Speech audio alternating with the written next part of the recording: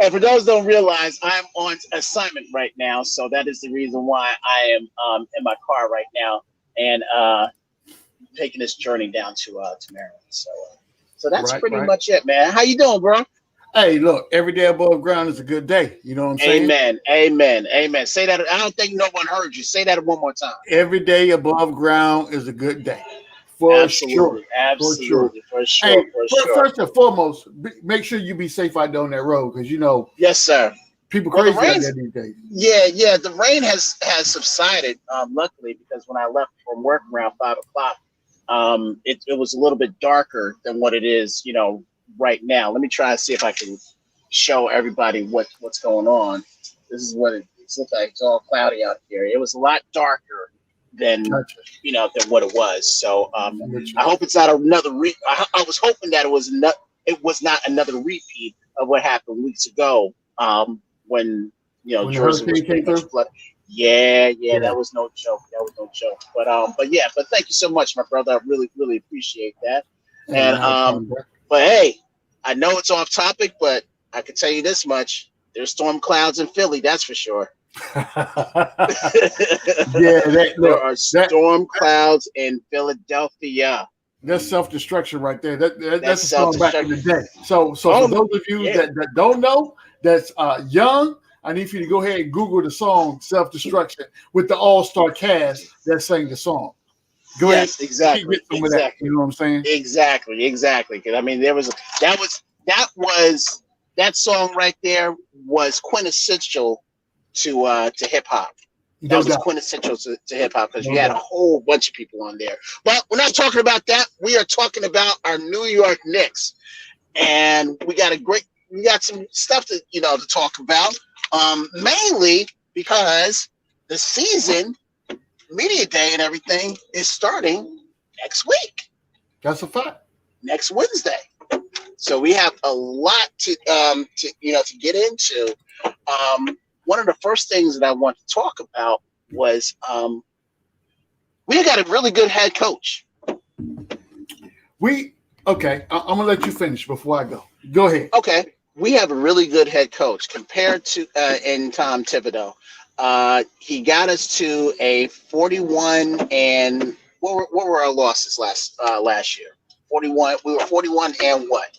I do about 41, 31, something like that. Okay. No, it wasn't.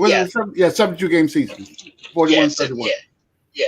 You're making me do math, Kev. That ain't fair. On the fly. Well, you have to do math because in order to survive in this life, there has to be some math. It can't be all English, grammar, history. That don't mean I got to do it. Yes, you do. You want your money, right? You want your money, right? Look, that's one math problem I always solve. Up front and in person. For sure. Absolutely. But yeah, with regards to Tom Thibodeau, he got us a 41-31 record. He was the coach of the year. A lot of people debated that it should have been Monty Williams, but those are probably the haters and everything. But that's okay. I don't care either way.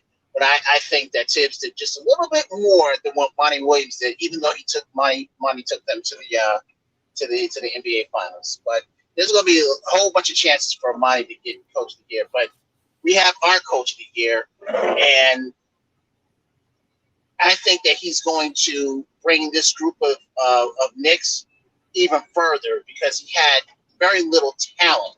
We were talented, but we didn't have the talent like we have now. And I think that he's gonna that's gonna elevate us really, really, really, really, really, really good. What's your take? So that's fair. I concur with most of your assessment. With most of it, of course. With most of it. So we're gonna have to agree to disagree, right? That's how relationships work in real life, right? So yeah.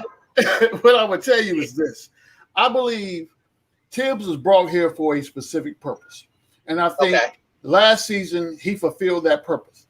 I think that this year will be a determining factor on how long Tibbs stays with the organization before he retires. He's not going to go to another team. He's going to retire. No. I think yes, that we agree on. I think this is his the quote unquote last stand for him. The last stand for him. Yeah. Would you see him if and when he does step down? Do you think he would get an assistant coaching job? He's not going to take that. I don't think that's in his makeup. I see Tibbs, if he does anything else after being a head coach, he's going to want to go to somebody's front office if they have it. But so when he was out there in what was that, Minnesota? Yes. When he was trying to do double duty. Right. But let's remember also he had a dual hat because not only was he head coach, he was also president. Or president of basketball, whatever role he was in. Right. He made decisions. When he leaves the head coaching role that he's in right now, I think that will be the next evolution, right? So we always aspire to do, what's next on the pecking order. So I say all that to say this. Tibbs is, I kind of look at him, and I'm not going to call him a dinosaur, but he has to be able to evolve in current, playing styles and what people actually have going on, right? Right. He did some of that in the latter part of the season. But in my opinion, it took him too long to get it, right? As a head coach. Why do you say that? Okay, so think about this for a second. If I'm driving a car, right, and the car is why do you always go to these car analysis? Okay, analogies is the word that you're looking for, not analysis, first and foremost. So let's get that out there. I'm driving. That's the reason why. So I wanted to give you something you can relate to. So let's do this. You cooking a meal, right? Okay. All right. And in this meal, it requires you to marinate your steak for at least 12 hours before you fix it. You prepare, you want a medium well done, medium rare, however you like your steak, right? But you have to put the time in to season it and marinate it. Medium well. Yes. Me too. I'm a medium well guy as well. So, but you have to take the time to season the steak. That noise I'm hearing. Oh, that is my windshield wipers. Windshield wipers, Kev? Yeah, that's it. Oh, but it's still the window, right? It's still the window, right? Case closed. Oh my God! What are we doing right? today? What are we doing? It's still the window, right? It's still the window. Are you trying to coin a new phrase? Are you trying to just rename what people have been calling windshield wipers forever? I'm trying to be nice and not talk and not bust you on your football team. All right. So let's stay on topic. You know what I'm saying? So okay. So let me go back to my steak. All right. So we gonna need to marinate the steak for at least 12 hours before we put it on the grill or whatever the case may be. Correct. Okay. So that is my Thibodeau analysis, because Tom Thibodeau is that dude they brought in here. They seasoned him up real quick, right? Right. They stuck him in the freezer. They stuck him in the refrigerator for 12 hours. They brought him out and say, "Go coach this basketball team." So I can roll with that. Yeah. What he did immediately realized he did not have the personnel he needed to be successful. So behind the scenes, that's when enter A1 Taj Gibson and then a Derrick Rose. Right. You paying tolls right now? Well, you don't have a toll pass or nothing like that? Can we please stay on topic? I'm just asking. I'm just saying, brother. Okay. I'm just asking. Back to Tibbs. Back to Tibbs, right? So again, Tibbs is that guy that understands, if you put peanut butter on one piece of bread and jelly on the other piece of bread and you mash them together, that's a pretty good sandwich, right? And that's what he does. So I'll say all that to say this. I do not believe, and I'm going to go on record as saying, once the Knicks win the championship in the next 2 years, will not be the head coach. He won't. Really? He will not. Now, that's interesting that you say that. Why do you say that? Because he doesn't. in my opinion, he does not have. Well, let me say this: he has not displayed the wherewithal to be able to coach a current team, right? So what I'm gonna need for him to do is to step his game up and be able to make the adjustments necessary when they are necessary, instead of waiting 2 games later and say, "Oh, duh, I probably need to switch this offensive scheme that we're running or this defensive scheme we're running based on who's on the roster and what we got going on." And that's going to be more impactful right now because we are a more talented roster this year than we were last year. And we're more talented than we've seen in a long time. Mm-hmm. Yeah, a long time. Okay, so right. So I'm going to give a pro and con with that. I believe he has made adjustments because remember, after he left Minnesota, well, dismissed from Minnesota, he hung around a lot of the different teams around here. He hung around with the Clippers. He hung around with the Heat. He hung with the the Golden State Warriors. Whenever you think you always try to see how you what it is that you have to fine tune or what you have to get better at. Okay. Can you agree on that? Yeah. Okay. I think so. I guess what I'm getting at is that you have to change something within yourself. So to that, just to finish that off. So I believe when you saw an Obi Toppin or a Emmanuel Quickly getting into the rotation the way they did, I think that was a step that was a big step for him because how he's always so veteran heavy. I mean, he brought in Taj Gibson and Derrick Rose. All right, 2 well-known veterans, but he still had the belief in our 2 rookies to give them significant playing time. And let's be real, they did get significant. No matter how you feel about how other people feel about Obi Toppin and all his struggles, he still got significant playing time, especially in the playoffs. So I have a counter to what you just said. So I agree with the fact that coming in the interview process, Tibbs had to make certain concessions, right? He had to tell the front office that, I'm not going to do this because, I see what I got right now. I understand what the front office says that the way forward is going to be, but the people that I'm looking at on this roster today, I'm not comfortable. So what I need for you to do, front office, I need for you to make a deal to go get me 2 players. And then we can work on whoever the fill-ins are after that. But I must have a Taj Gibson and a Derrick Rose on this roster. I don't care. You can move heaven and earth, do whatever you need to do to go get them. And it shouldn't be that hard because they're not really that productive where they are right now. You know what I'm saying? And the thing about it is, to your point, their presence on our team, I believe, in my opinion, really propelled the team itself to being, to getting into the playoffs because of their leadership and also because of the ability of those guys as well. I agree. They were definitely impactful in last season than what we were able to accomplish. There's no denying that. I mean, the immediate impact, the first game that Derrick Rose played straight off the bus, off the plane and then off the bus was very impactful. And that set the stage for what we were doing moving forward. No doubt about it. So maybe Derrick Rose was saving himself in Detroit because he knew he was coming here and he was going to get a second chance.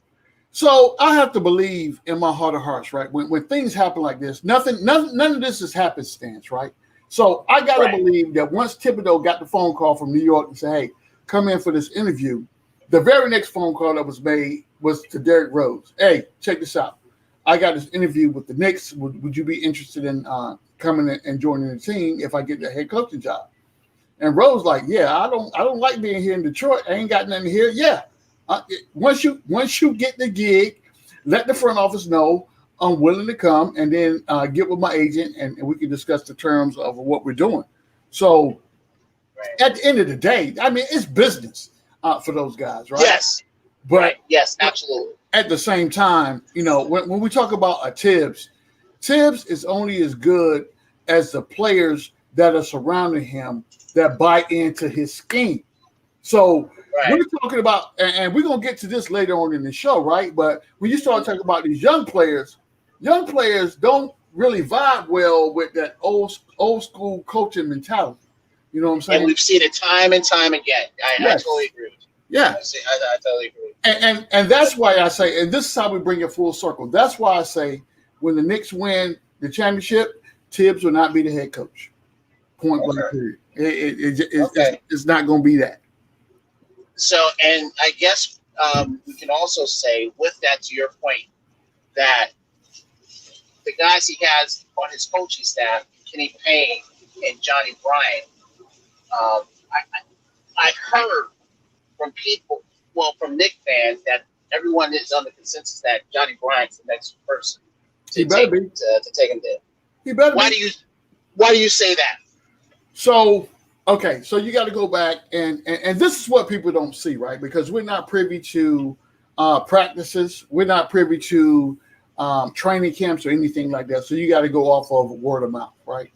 But the way that I hear people talk about a Johnny Bryant and what he kind of brings to the organization and what his mindset is and kind of how things work, he's an offensive-minded player, right? So Tibbs is a defensive-minded coach. So if he's smart, what he does is he implements his defense, but at the same time, he's listening to Johnny Bryant in his ear, and he's also implementing that offensive scheme, right? So when Woodson was here, when William was here, he would get in his ear and be like, hey, Tibbs, do this right here. And he would go ahead and execute that immediately. So Johnny Bryant doesn't have that kind of clout with Tibbs right now. No, not yet. Not yet. Or if ever. He never, ever. No, he don't. So, but I think that, moving forward, I'm quite sure that, at timeout breaks or whatever the case may be, that he is installing some of these offensive schemes that he's got going on, and the front office is seeing these things going on, right? So, would you be? What would be the more wise decision, to go out and try to hire someone and then bring them in, have them learn your playbook, and then try to install that with the players that you currently have on your roster, or would it be wise of you to somebody that's credible, someone that has been around, they know the players that you have a rapport with one another, right? So I firmly believe that when Tibbs steps down, Johnny Bryant's going to be that guy. If it's not, then I'm gonna have to take a special trip to Madison Square Garden and knock on somebody's door and be like, "What in the Sam Hill are you talking about right now?" Because it makes no sense to me. So you will want him more than you will want Kenny Payne? Yes, absolutely, 100%, 100%. Because when you look at the way that the NBA is progressing right now, you have to have an offensive-minded head coach. Now, I'm not discounting defense, right? Because defense got where we were last year, for sure. Absolutely. For sure. But, however, all this talent we got on the roster, that's like having a Ferrari in your garage, and you want to drive it on Sunday, and the only place you go is to the corner store and back it up in your garage and park it. So a full tank of gas will last you about 6 months. That's a problem. That's crazy. You don't do that. You don't do that. No. So I think what happens is you have to have a balance, right? Yes. How Tibbs could benefit on the current coaching staff that we have. That's part of the not argument, but the topic that we're talking about right now is that coaching staff needs to offset each other, right? It's just like fire and ice. It's like Cornerstone and G-Man. You know what I'm saying? Yeah, you gotta have that friction level to make the team better overall at the end of the day. Right. And what I like more is that there's stability. There is now stability in the coaching staff as well, because when you look at the past 5 coaches that we had, start with Derek Fisher, then the ex-Laker, and also the ex Minnesota Kurt coach as Rambis. well. Yes, Kurt Rambis. Thank you, Freeze. Thank you, Freeze. Shout out to. I wasn't gonna save it. I was not gonna save it. Well, I'm glad you did. Kurt Rambis, Jeff Hornacek. Mm-hmm. Then, oh jeez, I hate to shout out to Ron Madman from Cleveland, because he detests this next guy. He doesn't even say his name, but unfortunately, I have to say his name, Mr. David Fizdale. Yep. And that was hard to say.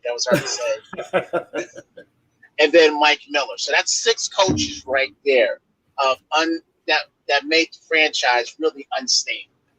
Right.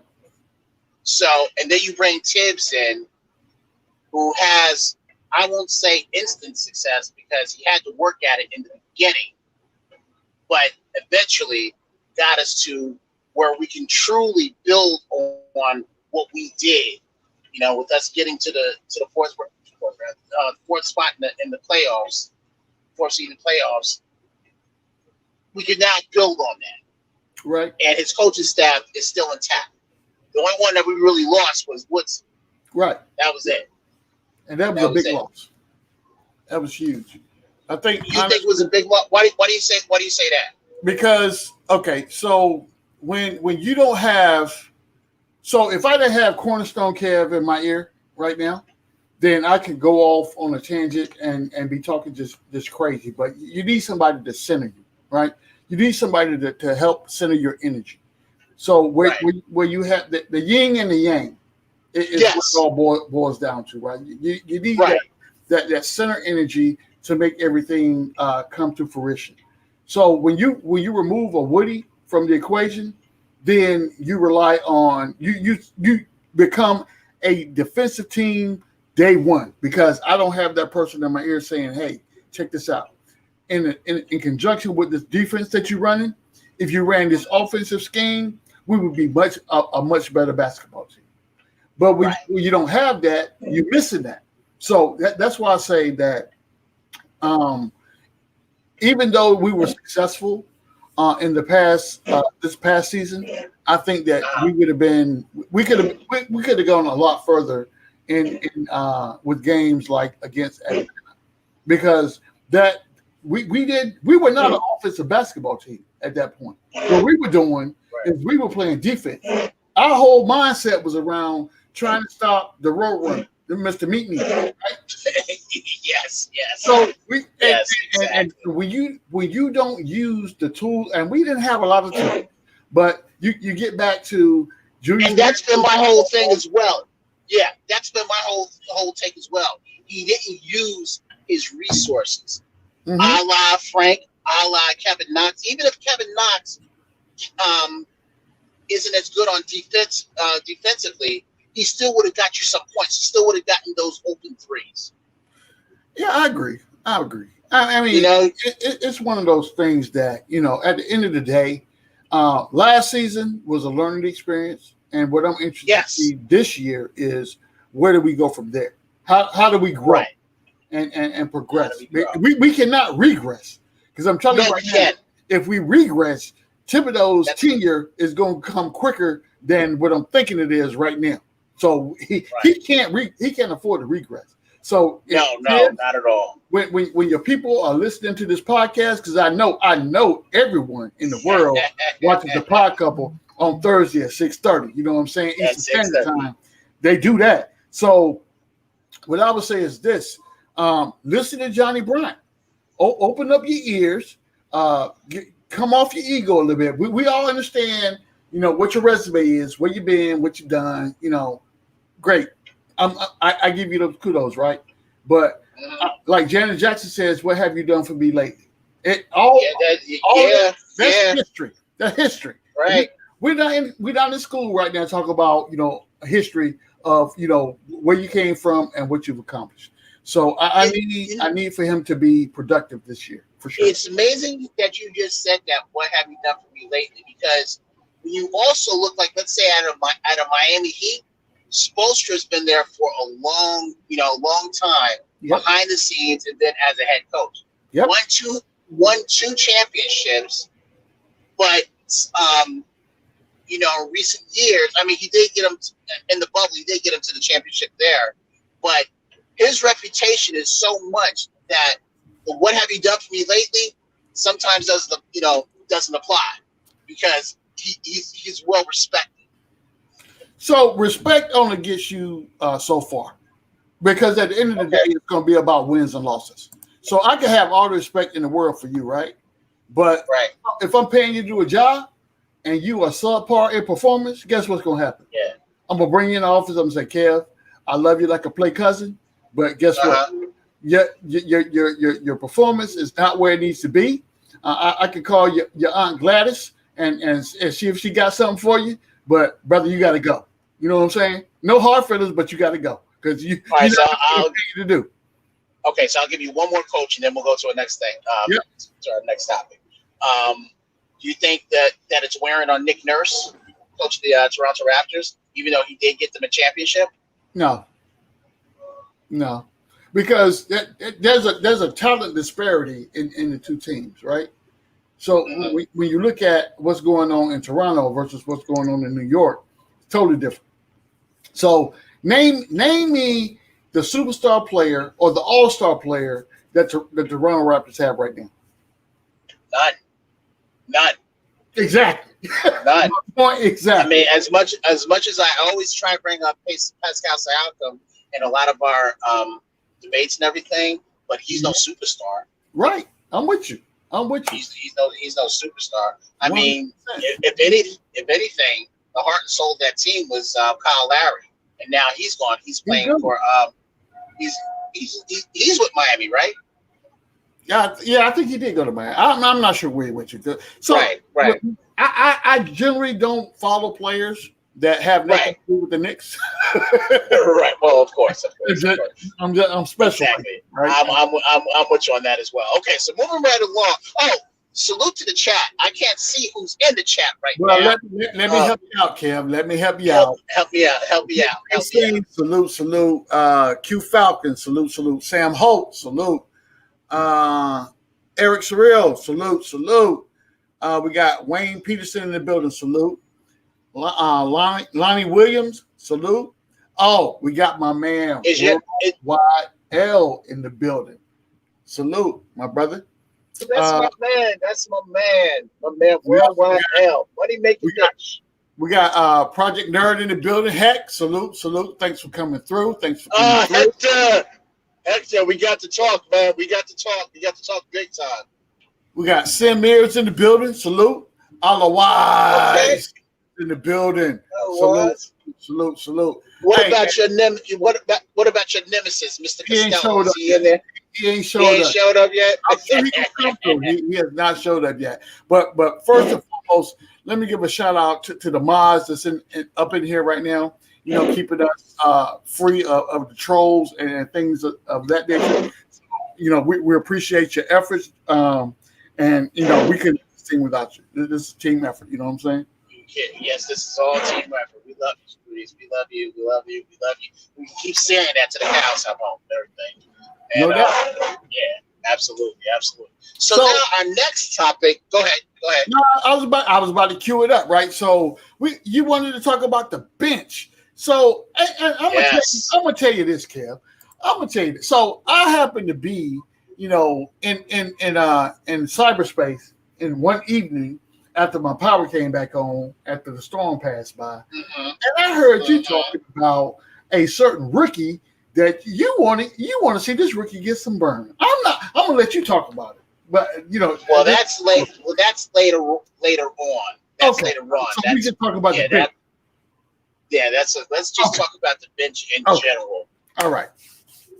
That's good. I think we have yes, I think we have a deep bench. Mm-hmm. I think teams are going to underestimate. Excuse me. They're going to underestimate our bench.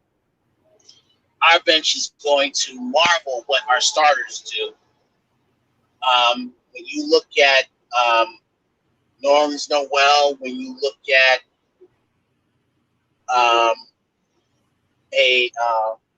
Derek Rose, when you look at an IQ, Manuel Quickly, when you look at Obi Toppin, get an axe who we'll focus on a little bit later on. When you look at those guys,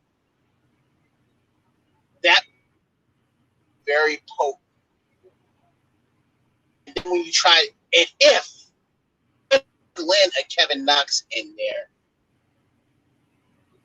and they also have another guy from Orlando, Bacon. I think his name is Bacon. I forget his first. Okay, first name ain't important. First name ain't important. We just call him Bottom Bacon. line, yeah, Bacon. Yeah, let's just call him Bacon. Not Canadian bacon either, just regular. No, just bacon. Not Oscar Mayer bacon. Regular bacon. That's it. Just bacon. We have a deep bench, I believe. We have a deep bench, and I think that this bench is really going to mirror what our starters can do, from the center position to the power forward position to the shooting guard position to the point guard position. I think it's going to marvel that. What do you say to that? So I would say that, honestly, I believe early on in the season, I believe that the bench will outscore and outplay the starting lineup because the bench has played together in the previous year. Now, yes. what's going to happen? And again, we're not privy to being able to watch practice or anything like that. But I have to believe in my heart of hearts that when the first team goes against the second team, that's going to be some trash talking. I want to be in those practices. I wish I could. Those practices are going to be lit. Fire. Knicks for fans, sure. Knicks fans, those practices are going to be lit, especially between, let's say, a Mitchell Robinson and a New Orleans Noel. Those practices are going to be lit. So I think where I'm looking at more towards the from a competition standpoint, being realistic, I'm looking more towards someone at an Alec Burks spot. You know what I'm saying? Oh, okay. Alec Burks versus a Evan Fournier. Because I'm telling you right now, Burks is at the point in his career that where he's looking for the bag for next year, right? So for him, in my eyes, this is Burks' audition year. So what happens if I'm able to outplay the dude that you just brought in to be the scorer? Because Burks has not been known to be reliable. Let's say that on a night in and night out basis. He's had games to where he's produced, but he's not been consistent. And consistency is one of the things that we need from him. Well, I disagree with that a little bit. I mean, I think you're supposed to. Yeah, I think he's performed very admirably well. I mean, the only thing that was wrong with him, at least at the beginning, that he did get hurt, he did get injured, but that didn't stop him. I mean, you're always talking about how even if you get hurt, you still have to, try and produce, when you come back. And I think he's done that. I think he helped us win a lot of games too. I mean, we can't forget that either. Without his production, some of those games you probably wouldn't have won. I agree. I would not disagree with anything you just said. But remember that the key phrase in what I just said was consistency. You can't show up on Monday and have a good day at work, and you miss on Tuesday and Wednesday, and then Thursday you have a good day, and then Friday you miss it. Thursday and Friday you don't even show up, and then Saturday you have a good game. That's not what I'm paying you to do. When I had Cornerstone Kev come in and be the co-host, I need him to show up every week doing what he said he was going to do, and be that guy, right? So when you don't do that, that causes me. So 1 week is a fluke, and it happens, right? 2 weeks in a row. Okay, maybe there's something going on. I reach out and be like, hey, how can I help? Whatever the case would be. 3 weeks in a row, that's a pattern, bro. So now I need to look at other options. And that's the only thing I'm saying about. But I disagree because I think he has been consistent. I think he's, I mean. Let me ask you this, Cam. How can I put this? Out of all the players that were on there, that were on our team, I think he was in the top 5 of consistency. I think he was. Well, that's not a big leap. Look at what we're talking about being consistent. You're talking about Elf. You're talking about Bullet. The team was riddled with inconsistent players. So it's not hard for you to stand on shoulders of people that are inconsistent. That's easy. That's like eating Jell-O pudding. It's easy. Yeah, but my point is, we're going to talk about Bullock and Elfrid Payton, 2 guys that we had to get rid of. Obviously, something had to snap that that Alex Burks has a place on this team. He's back. He's back. So right, exactly. So for you to say, I guess for you to say that he wasn't consistent, that's what I'm not agreeing with. Okay, I feel where you're coming from. I feel where you're coming from. So I would say this for Mr. Alec Burks, right? I believe that and mark my words, ladies and gentlemen, boys and girls, children of all ages, you could be anywhere else in the world, but you're here with us tonight. We appreciate your patronage, but this is what I need for you to do real quick right now, right? It's 36 people in the building right now.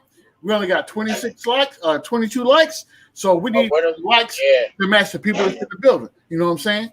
So go ahead and beat that like button up like ain't nobody's business. You know what I'm saying? Beat it up until you see the white meat. for sure. Rest in peace, Bernie Mac. That's who I first heard that from. Beat it up till you see the white meat for sure. But I would say this. I would say this about Mr. Alec Burks, right?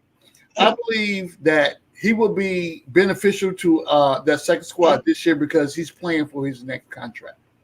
You know what I'm saying?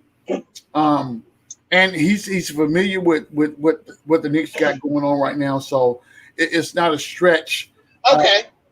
To see what his productivity is going to be. Now, the fly in the ointment for one Mr. Alec Burks. Guess who that fly in the ointment is? Guess who that is? Okay, I'm gonna need a hint. Is he a rookie? No, he's not. Okay, Kevin Knox. Yep, Kevin Knox. So I got to believe that there's a reason that Knox is still on this roster. I believe that this is his last opportunity to be able to perform and continue to wear a Knicks jersey. So again, I wish I could be in these practices. I got to believe in my heart of hearts. Not just here's the thing. Burks the business. Yeah, every game. Yeah, here's the thing. I think you and I will both agree that Kevin Knox is way more talented than Alex Burks. So I would say, from a raw talent perspective, yes. But from a productive, I can't even say that because Knox has not gotten, that burn, right? So I can't really judge him off of playing 3 to 5 minutes a game. And shout out to Hoodie. And shout out to Hoodie Cap. I mean to cut you off, but shout out to Hoodie Cap because he was always he is the Knoxer, and he was always trying to get rid of Alex Burks and Reggie Bullock. Facts. He succeeded. What? He succeeded at what? Yeah. Just the other one is still with him. But go ahead with your point. I'm sorry. No, but I was just saying I don't. So Kevin Knox is one of these players, right? That you don't want. So I equate Kevin Knox and Ben Simmons in the same bubble. In this, right? Ben Simmons has always been the player since he entered the NBA. There's nothing different about his game. So what people think about when you talk about a Ben Simmons is what, in their mind, this is what Ben Simmons is supposed to be. But Ben Simmons has never had a head coach to push him to the point of where they thought he should be. On the other hand, you have a Kevin Knox that has had bad head coaching or bad coaches, period, that took him out of his game. So there was a reset period to where we said, okay, Kevin, I'm going to need for you to forget everything that anybody has ever taught you. Right. This is what I need for you to do. So once he gets that in his bag, then we put him into an environment to where, okay, so let's put you out here and see what you're going to do. So I believe that, you know, in this era or what we got going on right now, the person that will sub for a Burks is going to be a Kevin Knox, believe it or not. I believe that's what's going to happen. Okay. For sure. Okay. I can roll with that. And why else is he still on the team? If you don't get burned. Yeah. Yeah. When you put it that way, absolutely. But the thing about it, I don't know if you mentioned it or not, but it's got to come from within Kevin as well when he gets his opportunity. I'm just saying that you're 100% correct, right? I'm not saying, and so my man, the original D Wade is in the building. He said, when did Kevin Knox become a better player than Alec Burks? At Kevin McLeod, that's not a good take.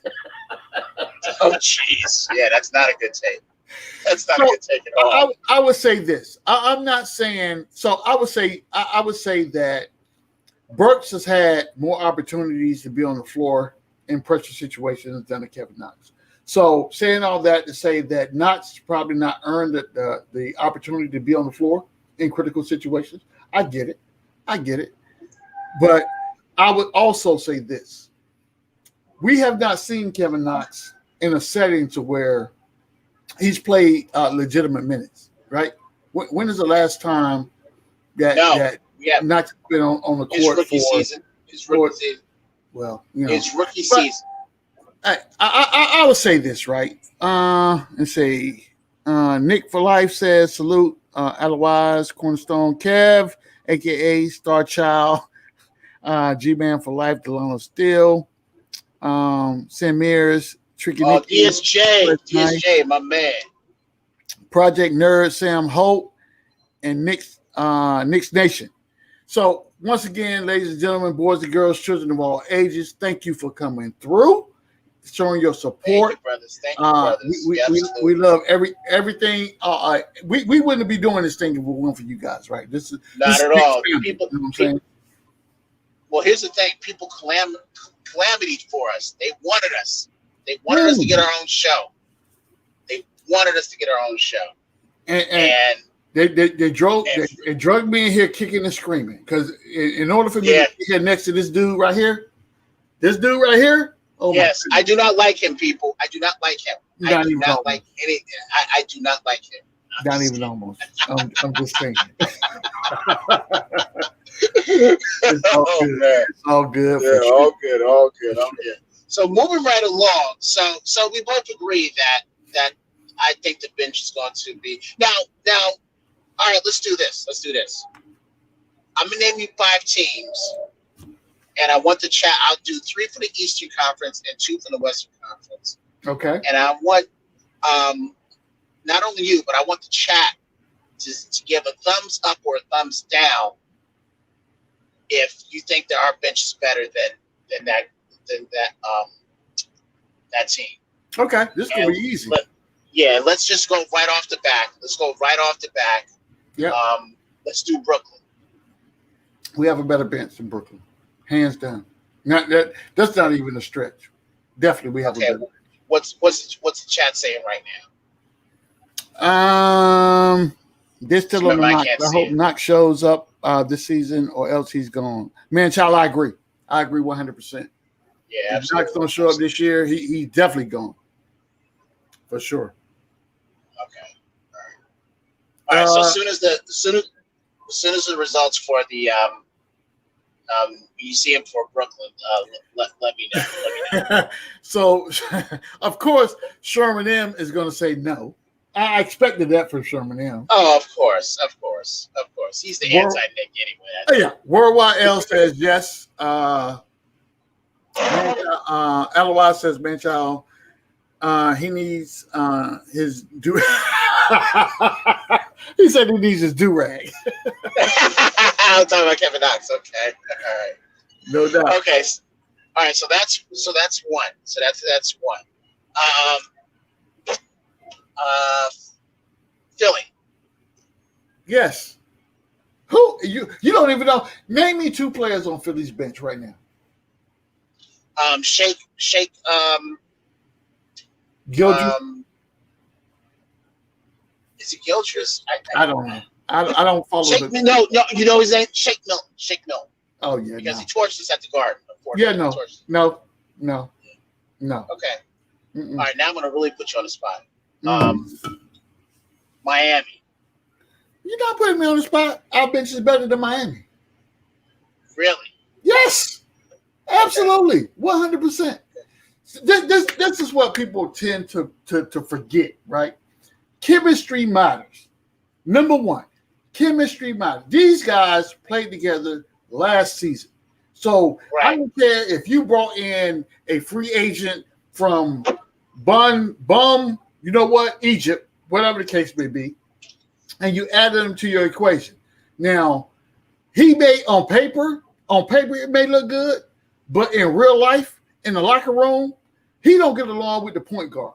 So when the point guard is bringing the ball up the floor, you know what I'm saying? He wide open, he got his hand up.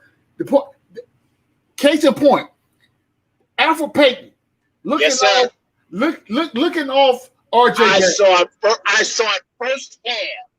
I saw it firsthand when I was at the Philly game where we were having a lead. We were beating them the whole game. Mm-hmm. We were beating them the whole game. And my a friend of mine who's a he's a coworker of mine. You know, got us the tickets and everything. He was sitting right next to me, and he was like, "Kev, why isn't Alfred Payton passing the rock to a wide open RJ Barrett? Even if he was just a rookie, he had his hands up." I'm like, "What are you doing?" That's basketball 101. And yes. The fact that the coach did not bring him. So at that point, if I'm the head coach, that was Fizdale. Yeah, I'm bring your butt over here and sit down because you're not doing what we're doing. But again, if that's the head coach that when you trying to make it to the playoffs and the players asking you what hey coach, what's the plan, and you take a whiteboard out and you write together on it and that's it. That's a problem. Man, I'd have fired you on the spot. I was done. On the spot. Oh my goodness! Stop playing with me right done. now. Stop Together. playing with me. Really? That what? Really? Man, yeah, that was a problem. You can't even tell me to go get a glass of water at that point. I'm not listening. Exactly. Okay, so now I'll give you 2 Western Conference teams. Okay. Phoenix. Yep. I trust our second squad. You will be hard pressed to get me to change my stance on. I believe our roster, the second team that we have right now, is the best in the NBA. And I challenge anybody to tell me who has a better roster. Well, I'll wait. You gotta read. You gotta read me what Sherman says. I know you don't. I know Sharon don't believe it. Pudge Nice says Tibbs is getting fired in 2 years, and I would say this. I won't disagree because, as I said before, Tibbs will not be the head coach when we win the championship. I don't think he'll get fired. I think he'll just step down. I think that's how it would go. Johnny Bryant is a better coach. I agree. But again, Pudge Nice, I agree 100%. Anthony G is in the building. Anthony says, listen, Anthony says it's Cornerstone Broadcasting from the closet. Anthony G. I hate him so much. Oh my goodness! I don't love you, Anthony D. I do not love you, Anthony D. Sam Ho says, if my daughter's under 10 teams coach, does that we fighting? Oh my goodness! Wow. He's at a rest stop. No, he's not. He's still driving. He's still driving right now. Yeah, I'm still driving. It's impressive because it's raining out, and Kev is doing a podcast on the road. That's actually, for you right there. Actually, the rain has stopped. Okay, good. So that's great. Okay, so you say that they're better than the bench is better than Phoenix bench. All right, I'll give you the last one. The Lakers. Yes, Kev, I'm telling you right now. I will put this. So think about this, right? And this is why I hold our bench in such high esteem. Because anytime we needed buckets last year, what did Tibbs do? Tibbs, he substituted wholesale. Hey, I need for all y'all starters to go sit down, bring the second unit in, and the second unit always got us back in the game. Because what were they doing? They sure did. They were playing modern style basketball, whereas the starters would play. You playing half court offense. Nobody plays half court offense anymore, right? Unless you got a Steph Curry or a Klay Thompson on your team that can come down, and as soon as they cross half court, they can just shoot. And the accuracy is unbelievable, and people can't believe it. We did not have that on our team. So when Bullock would have a good night, we would be better, right? But he was inconsistent. When Payton would come in the game, we all know what that was. How many bunnies could you count that Alpha Payton would miss? Man, look at here. I don't even want to think about it because that makes my stomach hurt. I know. Give me an ulcer. I know. I agree. I'm gonna have to give me some Pepto-Bismol or something because that makes my stomach hurt for real. Yeah. No, I'll go way old school for you. KO Peptate. Yeah, yes. Give me some KO for real. KO Peptate. Because he would, oh my God. Pudge Nice says, where's the offensive assistant coach? So, Pudge, and we talked about this before, right? So, the offensive assistant coach is one Mr. Johnny Bryant. But Johnny Bryant does not have the stock in the team for Tibbs to be forced to listen to him as a Woodson would be, right? So he didn't have that moxie. He didn't have that clout that forces Tibbs to say, when a Johnny Bryant comes to me and says, "Hey, we need to run this offensive scheme," then Tibbs got an option at that point to say, "Okay, yeah, I believe in what you're saying," or "No, I'm not listening to you. Get out my face. Go over there and give the player some water," or whatever the case may be. So that it is what it is. Tibbs don't listen, and he don't feel like he needs to listen because no one on his coaching staff has the pedigree to force him to listen, whereas a Mike Woodson would have that pedigree. So when Mike Woodson comes to you and say, "Hey, Tibbs, check this out. This is what we need to do," Tibbs will listen to him for sure. Right. Yeah, I agree with you. I agree with you totally. Are you still hearing me, G-Man? Yeah, I can hear you. Okay, I can't hear you. Give me 1 second. 1 second. Okay. So while Kev is getting his audio together and whatnot, the next topic we're going to talk about. Hey, guess who the players that we're going to talk about that we just talked about, and we may be able to diverge from this a little bit. But the next topic of conversation is one Mr. I can hear you. Yes, I can hear you. I can't hear you. You can't hear me. I can hear you. The same problem that I did. That you had. I'm gonna have to go back in and go out and come back in. I got you. All right, yeah, I got you. So just give me a bit. I'm sorry, everybody, but I gotta be able to hear and not be able to retort what this guy says. So give me 1 second. I'm gonna take advantage of you while you're gone. Just know that you can't even hear me saying that.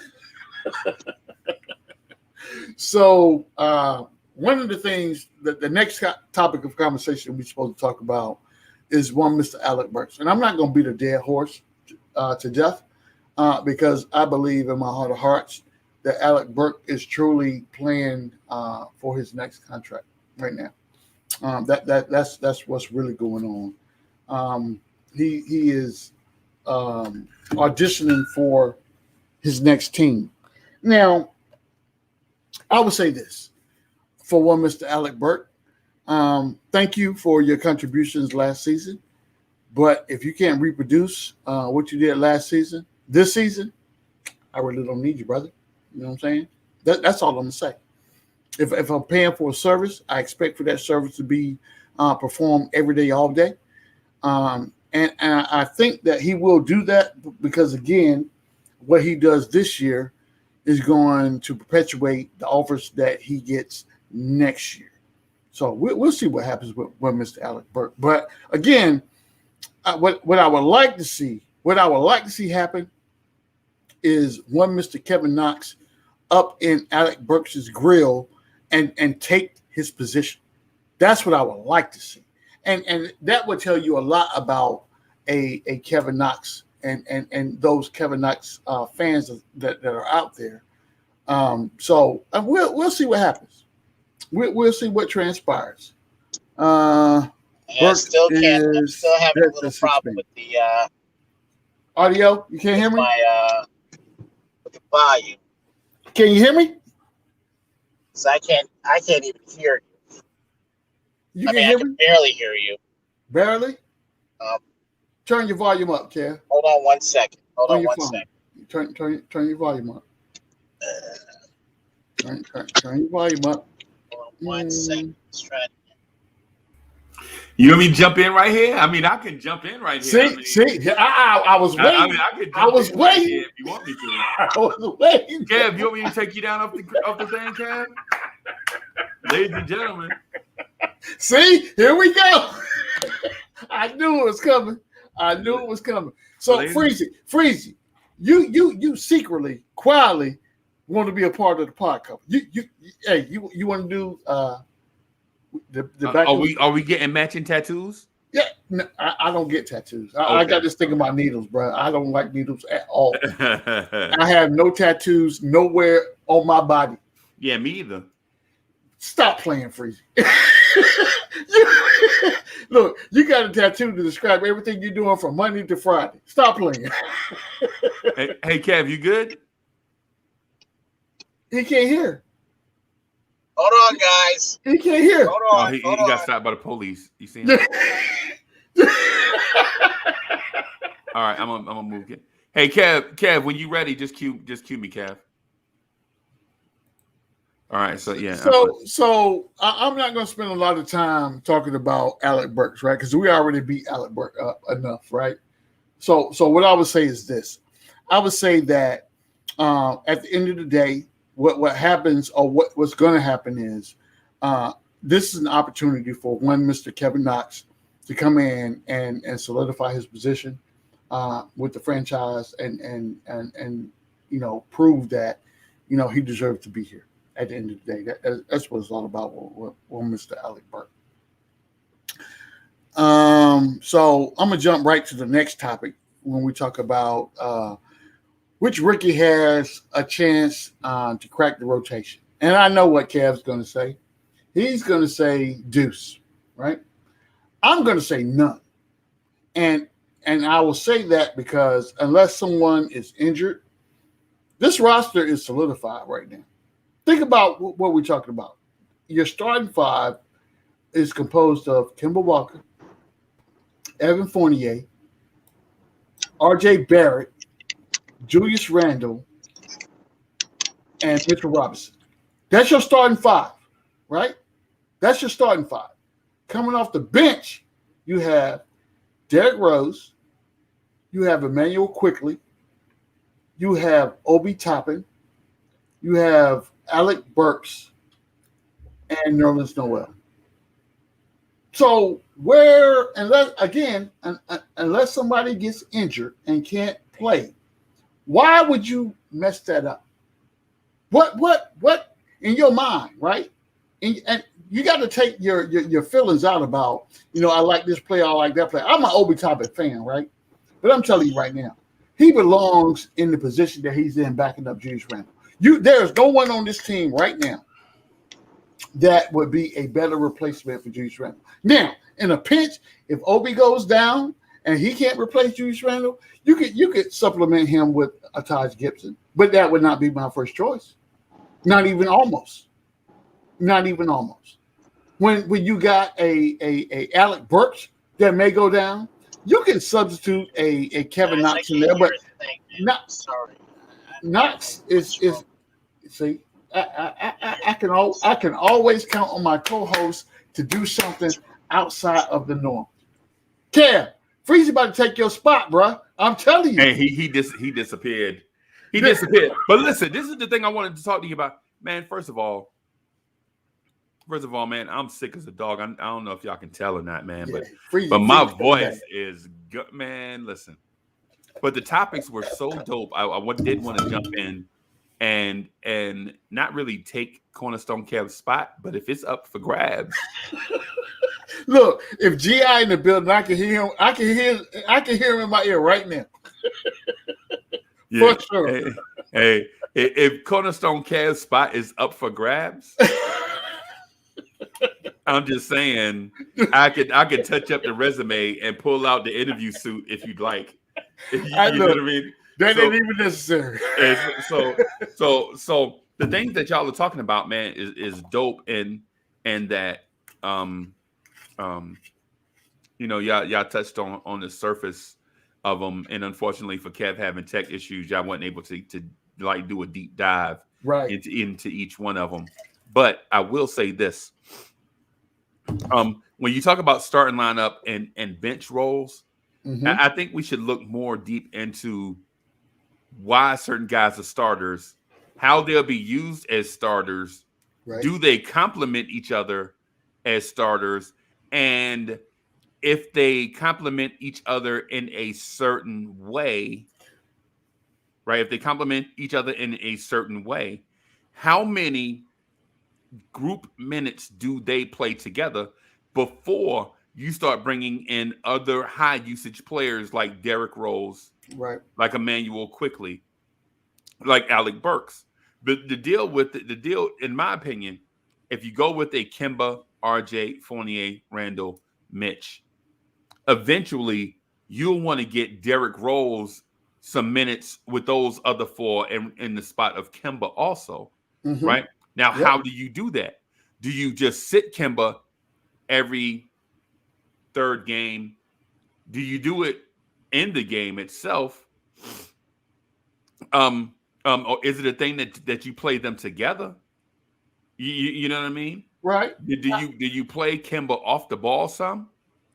Do you play Rose off the ball some? I think that goes back into the conversation we were having before with listening to a Johnny Bryant from an offensive mindset, right? So that's going to have to be the mastermind to figure out how to rotate these guys in and out of the lineup. Right. Is it but is it just about the offense, or is it about saving veteran legs also? Or is it about capturing the hot player in his bag? Because our weakness has been when the player gets hot, we don't care. We stick to the rotation. We stick to the rotation. So that's why I'm asking. I would say all the above, everything that you just mentioned, right? So again, it comes down to management, because you have to be smart enough to know if Freezy's hot, right? Why am I going to take him out of the game? Why would I take the hot hand out of the game? And I think that to our detriment, last season there were some games that we probably could have won if you keep feeding the hot hand. But because there's the clock out there, and they say Uncle Freezy can only play 36 minutes a game. When you hit that 36 minutes, regardless if you're on fire or not, I'm taking you out of the game. In my mind, that makes absolutely no sense. So I don't know what the CBA says and how many minutes that you can play or whatever the case may be. All of that is irrelevant to me, because if Freezy's hot, I'm leaving you in the game. You can find me after the game, but averse to you scoring 25 points or 30 points or whatever the case may be, to scoring 40 or 50, and we win the game. Man, stop playing with that. That's easy. Fine me. I don't care. Right.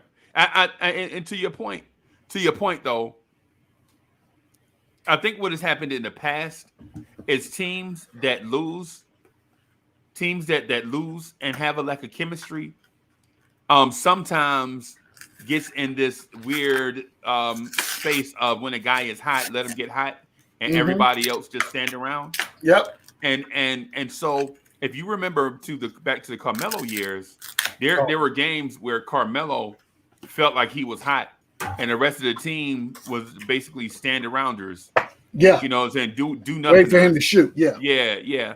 And so it puts you in a hard position on offense and defense, because one man shows can't win championships. 100%. I agree with you 100%. And so with that said too, we have guys that can flat out score the basketball on any given night. Derrick Rose can score. Derrick Rose has a 50-point game in his career. Derrick Rose is a former league MVP. Kemba is a multiple-time All-Star. You know what I'm saying? Julius Randle is probably one of the better scoring power forwards in this NBA right now. Right? Yeah, I agree. But at the same time, you know, you don't want to see. It's a delicate line to walk, right?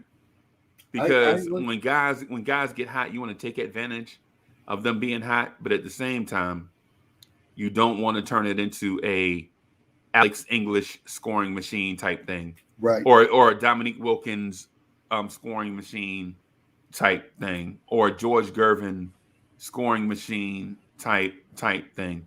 Yeah, no doubt. You know what I'm saying? No doubt. You want to make sure the great teams, even if they have a Kobe Bryant, they have balanced scoring.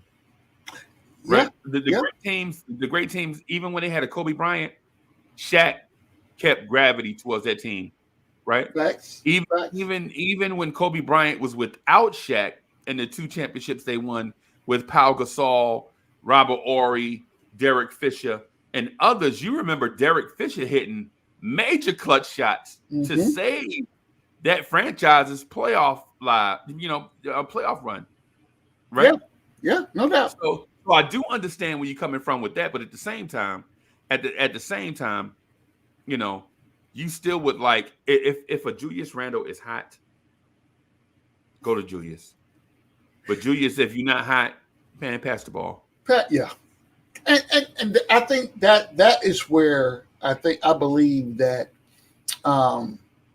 we can build off the chemistry of last year, to where Julius felt like, you know, regardless of what's going on in the game, I gotta have the ball in my hand. I gotta take that shot, or whatever the case may be. And okay, so number one, let me back up for a minute. Freeze, I'm gonna need you to move your head to the left just a little bit, to your left. So, ladies and gentlemen, boys and girls, children of all ages, the statue that you see in the back behind Uncle Freezy, that's the Iceman George Gervin.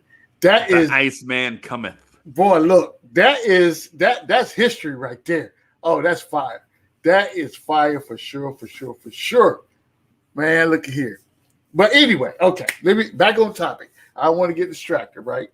I would say that what this year is going to be for the starting 5, they're going to have to figure out how to play together and understand and recognize who has the hot hand and how the offense is running. So I say all that to say this. At the same time, I think Johnny Bryant is going to have to be more vocal this year than he was last year. Well, let me say this. Not more vocal. Well, he was probably vocal last year. I'm going to need for Tibbs to open his ears up and be more forthcoming with taking a Johnny Bryant's advice or suggestions on how the offense needs to run, because that's going to be pinnacle this year. Now, I believe that we will still be a defensive team at our core, but we have to be able to utilize the personnel that we have from an offensive standpoint, first and foremost. If we can't do that, then this year is going to be it's going to be shall we say disappointing. I said, yeah, very disappointing. I don't know, G-Man. You know we rarely disagree. So for one, people don't know that G-Man and myself may have gone to school together in high school and don't know it. Don't even know it. And didn't even know it, right? For sure. Because for a little while in the mid 80s, I went to a school called Nash Central High. Boy, and I went to a high school called Northern Nash High School, right? Where I was a skinny eraser head, Reggie Miller looking dude. That all I could do was shoot. That's crazy. So they had me listed at the time they had me listed at 6'4", 185, and I was probably closer to 6'2", 138. Right, right. I was a tall eraser head, Reggie Miller looking dude. Boy. You know what I'm saying? So G-Man for life. You know that's his stomping grounds. That area. Yeah, Rocky Mount, North Carolina. Rocky Mount, North Carolina. No doubt. Senior high.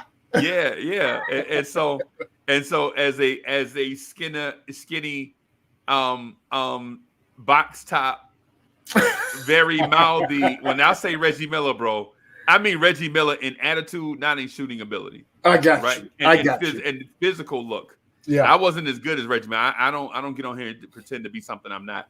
But if you want to imagine what Uncle Freezy looked like back in the mid 80s, think Reggie Miller in 1988 or 1987. That's something crazy. Something like that. So I don't know if G-Man played, but I remember playing against senior high. That was our rival. Yes. Going in the gym. Yes. And dude, them big country boys looked like they wanted to rip my head off, but I would not stop talking trash because I was from Jersey. You know, no doubt. I was from, you know, so I go in there. Hey, country boy, what you looking at, country boy? I'm put a 50 on y'all right now.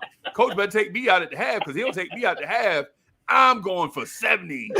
You know what I'm saying? That was me the whole time. No lie. I got cardio by running my mouth. that was how I got cardio back then.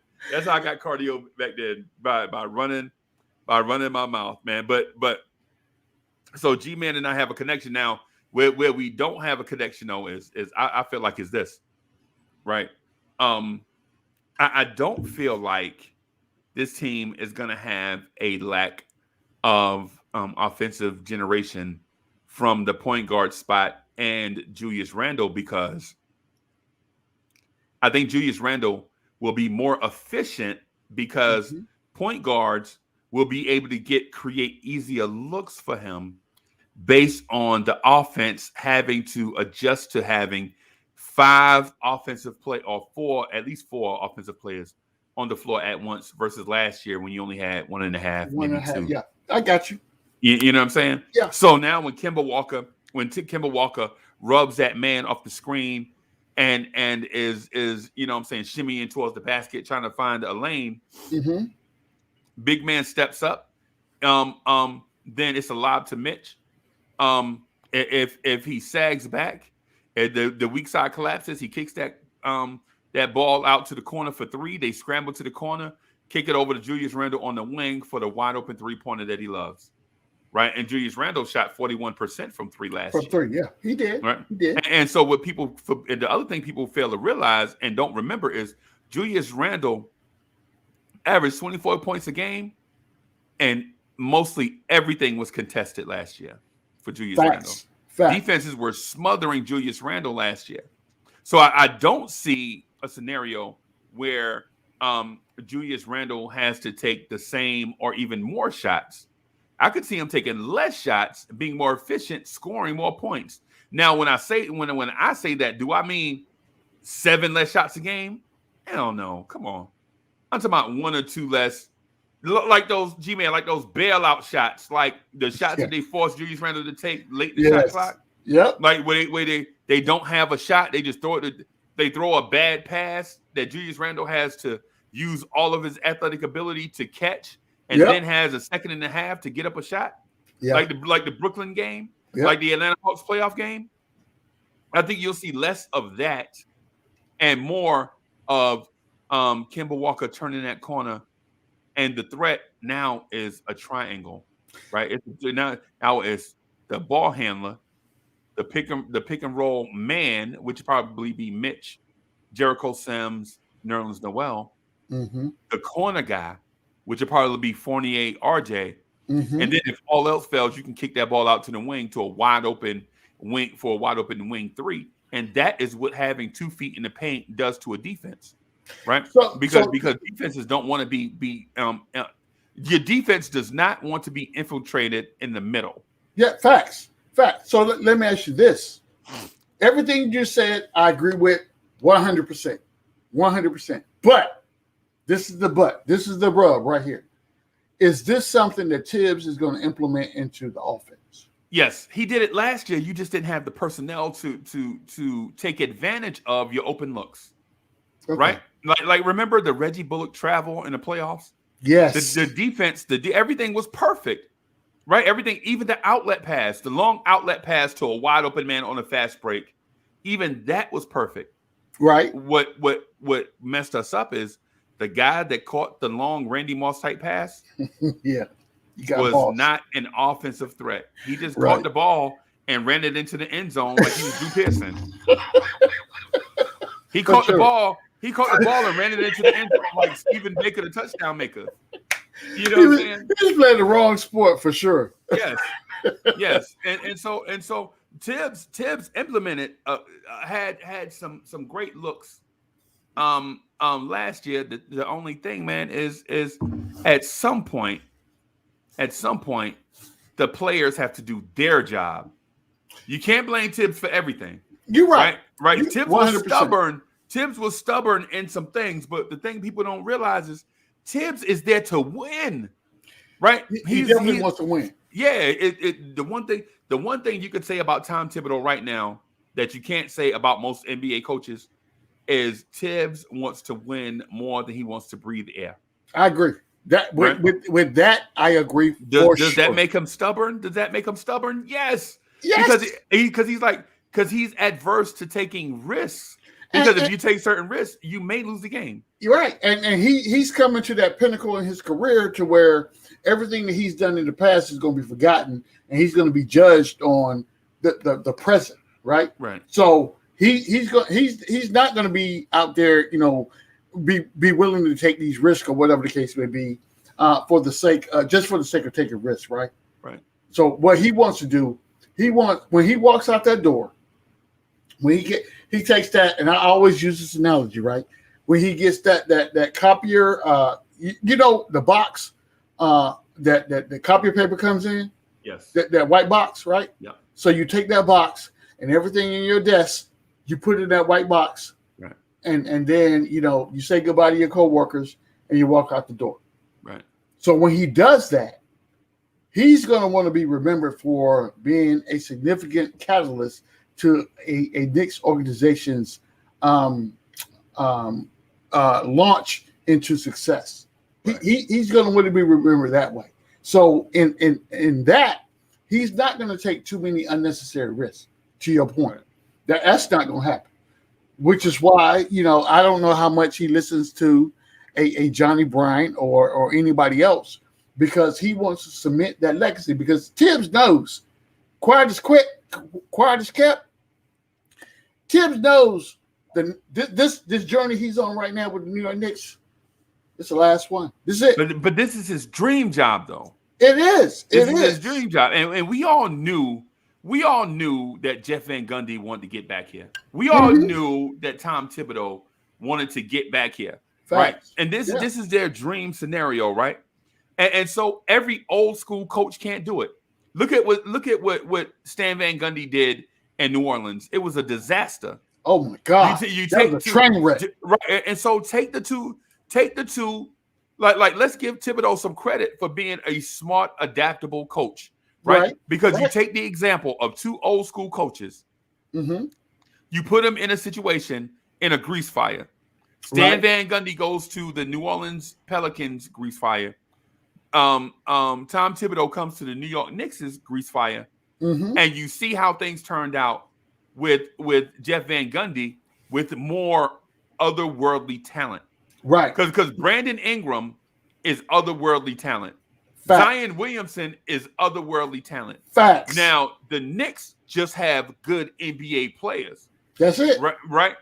And so does New Orleans. I'm not saying that they don't have good NBA players, but what I'm saying is the Knicks don't have a Zion. Right. The Knicks don't have a Brandon Ingram, bro. That's a fact. That's a fact. And so if you go take the argument, and this is what I always say, right?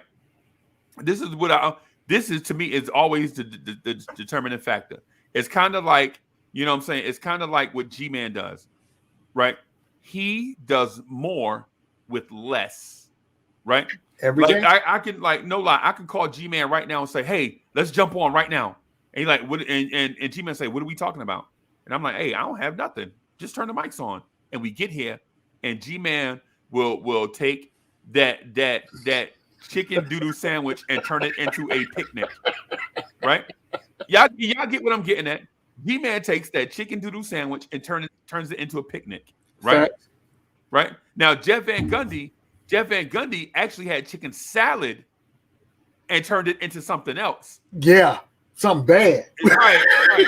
Real bad. And so Tibbs took a bad roster like that chicken doodoo sandwich and turned it into a picnic. Facts. And to his credit, he won NBA Coach of the Year despite all of the fans' criticisms all year long. That's a fact. Right. So let me ask you this: how long do you think it's going to be before that generational talent arrives in Madison Square Garden, being one Mr. Zion Williamson? Because he's coming. So first of all, let me ask you this. Since we had some tech difficulty, do you mind going over for a little bit to give the fans? That's fine. That's fine. Okay, hey, okay. Look, got to give the people. Yeah, give the people what they want. And just for y'all, just for y'all, man. So we started late and had tech difficulties, and your man is sick, and Cornerstone Kev is on the road trying to jump in backstage, but he's having connectivity issues. Right? You know, I want Kev to be on the screen. Y'all know me. You know, so I want the pod couple to be there, but Cornerstone is having connectivity issues. So I'm gonna, you know, so we'll probably, you want to do about 10, 15 extra minutes? Yeah, that works. Okay. 15, all right. 15. Okay. All right. So, and usually I don't ask that on the screen, y'all. Usually I send stuff like that in a text message. In the text, yeah. But for the record, we family. Man, we family. Yeah, and plus, man, I'm dogging it. I'm questionable at best right now, right? Look, but you're questionable at best is better than most. You know what I'm saying? Right. Well, thank you, man. I appreciate it because at any point the voice can go because I'm mad scratchy right now. But anyway, the question that you asked me, how long is it going to take for Zion to get here? It's a tough question, right? It's an opinionated question as well. Right. I think if the Knicks make a serious playoff run with RJ Barrett and Julius, say for instance, if the Knicks make a couple of Eastern Conference Finals, that's if this is hypothetical now, right? And so y'all in the chat, y'all bear with me while I expound on this, right? If the Knicks make a serious playoff run or two, right? If the Knicks make a couple of deep playoff runs or two, and they are memorable, right? So if we make the Eastern Conference Finals and get swept, people don't, man. It's not like making the Eastern Conference Finals and going 7 games. Game 7, yeah. It's because the thing is if this front office can make our mouth water, you know what I'm saying? If they can make our mouth water with the NBA championship, you don't have to get there. But if they can make our mouth water with like, oh, we were that close. Facts. Right. Then I would say they won't go after a Zion because they won't want to break it up. They like, what we'll need to do is add Tinker just a little teeny bit. Just a teeny bit. Right. But if we get to the Eastern Conference Finals and get swept, we got to go get a star, bro, because we can get there. We need somebody to take us over the top. There you go. You know what I'm saying? That would be the mindset. Now, and when I say the thing about make your mouth water, what I'm saying is get your appetite wet. Not W-E-T, but W-H-E-T. Right? W-H-E-T. Get your appetite wet, right? For something that's just out of your grasp. You can almost feel it, but not so much. Yeah. Right. It's like when Miss Mocha be in here baking cookies and I be in here doing the show and G-Man be talking and my mind be in outer space, boy, because I smell them macadamia nut cookies in that kitchen. G-Man be talking his hardest. G-Man be like, Uncle Freezy, I'm telling you. And I'm like, man, them cookies smell so good. You know what I mean? No doubt. But the thing is, how long will it take for Zion to get here? I think it's dependent on the results of this team, right? I think because the thing is it just Zion or is it any superstar? No, I believe that it's going to be the whole. So this is what I'm looking at right here, the Holy Trinity right now. Right? So thinking about the three players that play together at Duke. Ooh. RJ, Zion, and Cam. That's what I see. That's what I see. This is when we will be legit. We will be legit in from the standpoint. And then you have. I hate to keep using the same phrase, offensive-minded coach. A coach that can benefit from the roster and know how to implement that roster. You know what I'm saying? Right. So you're going to have fillers on the roster to play around that guy. So notice I did not mention Julius Randle. Right. I did not mention a Mitchell Robinson. I mentioned none of that because those positions will be irrelevant if you bring those three players together. And they're young. They have athleticism. I'm telling you right now, people will be clamoring. And this is where we get to the conversation when people talk about, well, no one wants to come and play for the New York Knicks. Okay, all right. Hide and watch. You bring that Holy Trinity together, and James Dolan is going to have to turn his doggone voicemail on, be like, I can't take all these phone calls. It's too much. Stop calling me. Right. All these agents and whatnot. But but that's a good problem to have at the end of the day. And I hope that's tea you're drinking, Freezy. I hope that's tea. It is. Okay. All right. It is. Good stuff. Good stuff. Yeah, it is. See that? Can you see that? Mm-hmm. I'm mad because I ain't got one. I'm gonna have to order one of those. Yeah, man. Hey, so let me also do this. So shout out to Cully, Subliminal 209, and City for Real. They'll be doing the Knicks at Night podcast tonight at about 10:30. Right? Make sure you check out the Knicks at Night podcast Thursday, Fridays, and Saturdays. We're gonna try to squeeze maybe a Monday in there also. We're gonna try to work on that, y'all.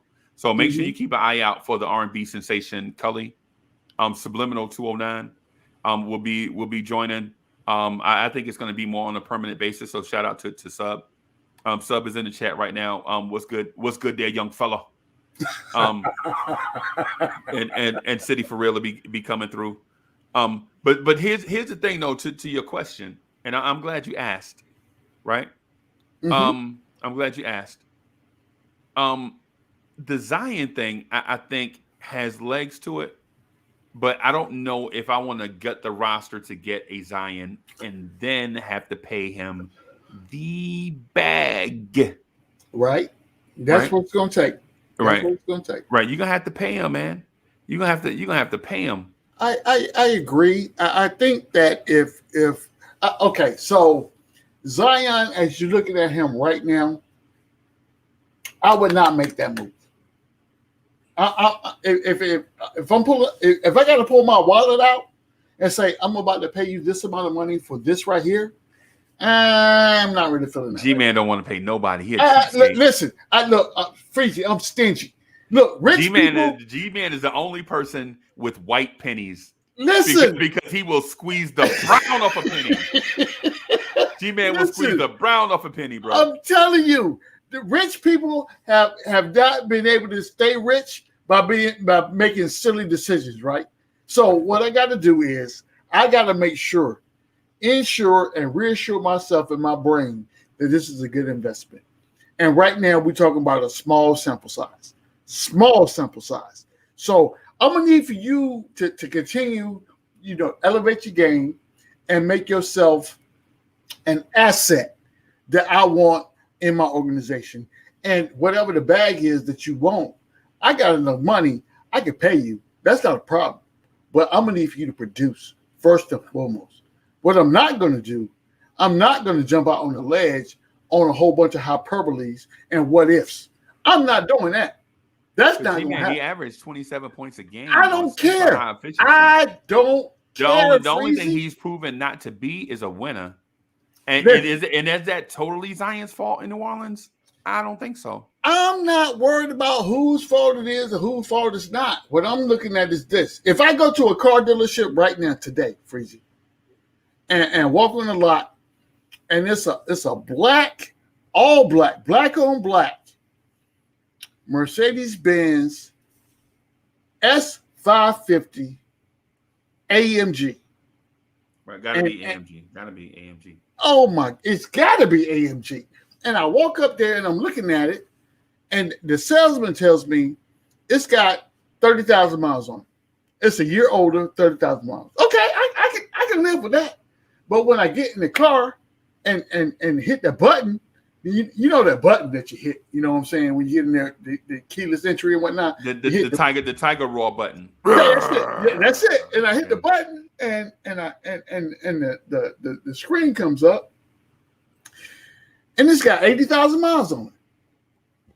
This is not what you said it was going to be, right? Right. So I'm getting out of the car, I'm giving the salesman the middle finger, and I'm walking off the lot, and I'm taking my business elsewhere. Because what you just did, you were blatantly dishonest with what you got going on. And I use that analogy to refer back to Zion. So we can see what a Zion Williamson is night in and night out based on what his play is. But I also understand if I was to bring this individual into my organization, what role he would play, right? And then who is exactly filling that role right now? And am I willing to give up the person that's in that role to bring this other person into the role, and then kind of have them figure out how to mesh, what they got going on. Again, chemistry is important. Now I say Zion, we'll see what happens. He averaged 27 points a game this year, right? He averaged. Now I'm gonna just say this though. I'm gonna just say this real quick. Mm-hmm. Just say this real quick. Zion averaged 27 points a game, right? On 17 shots. 17. That's it, bro. That's impressive. 17 shots. That mean he can get his offense whenever he feel like it. So I would say this. And I know for a fact, this is something that I know for a fact. This is not a lot of news outlets and all that stuff can't say this. I can say this. The kid is a salt of the earth person.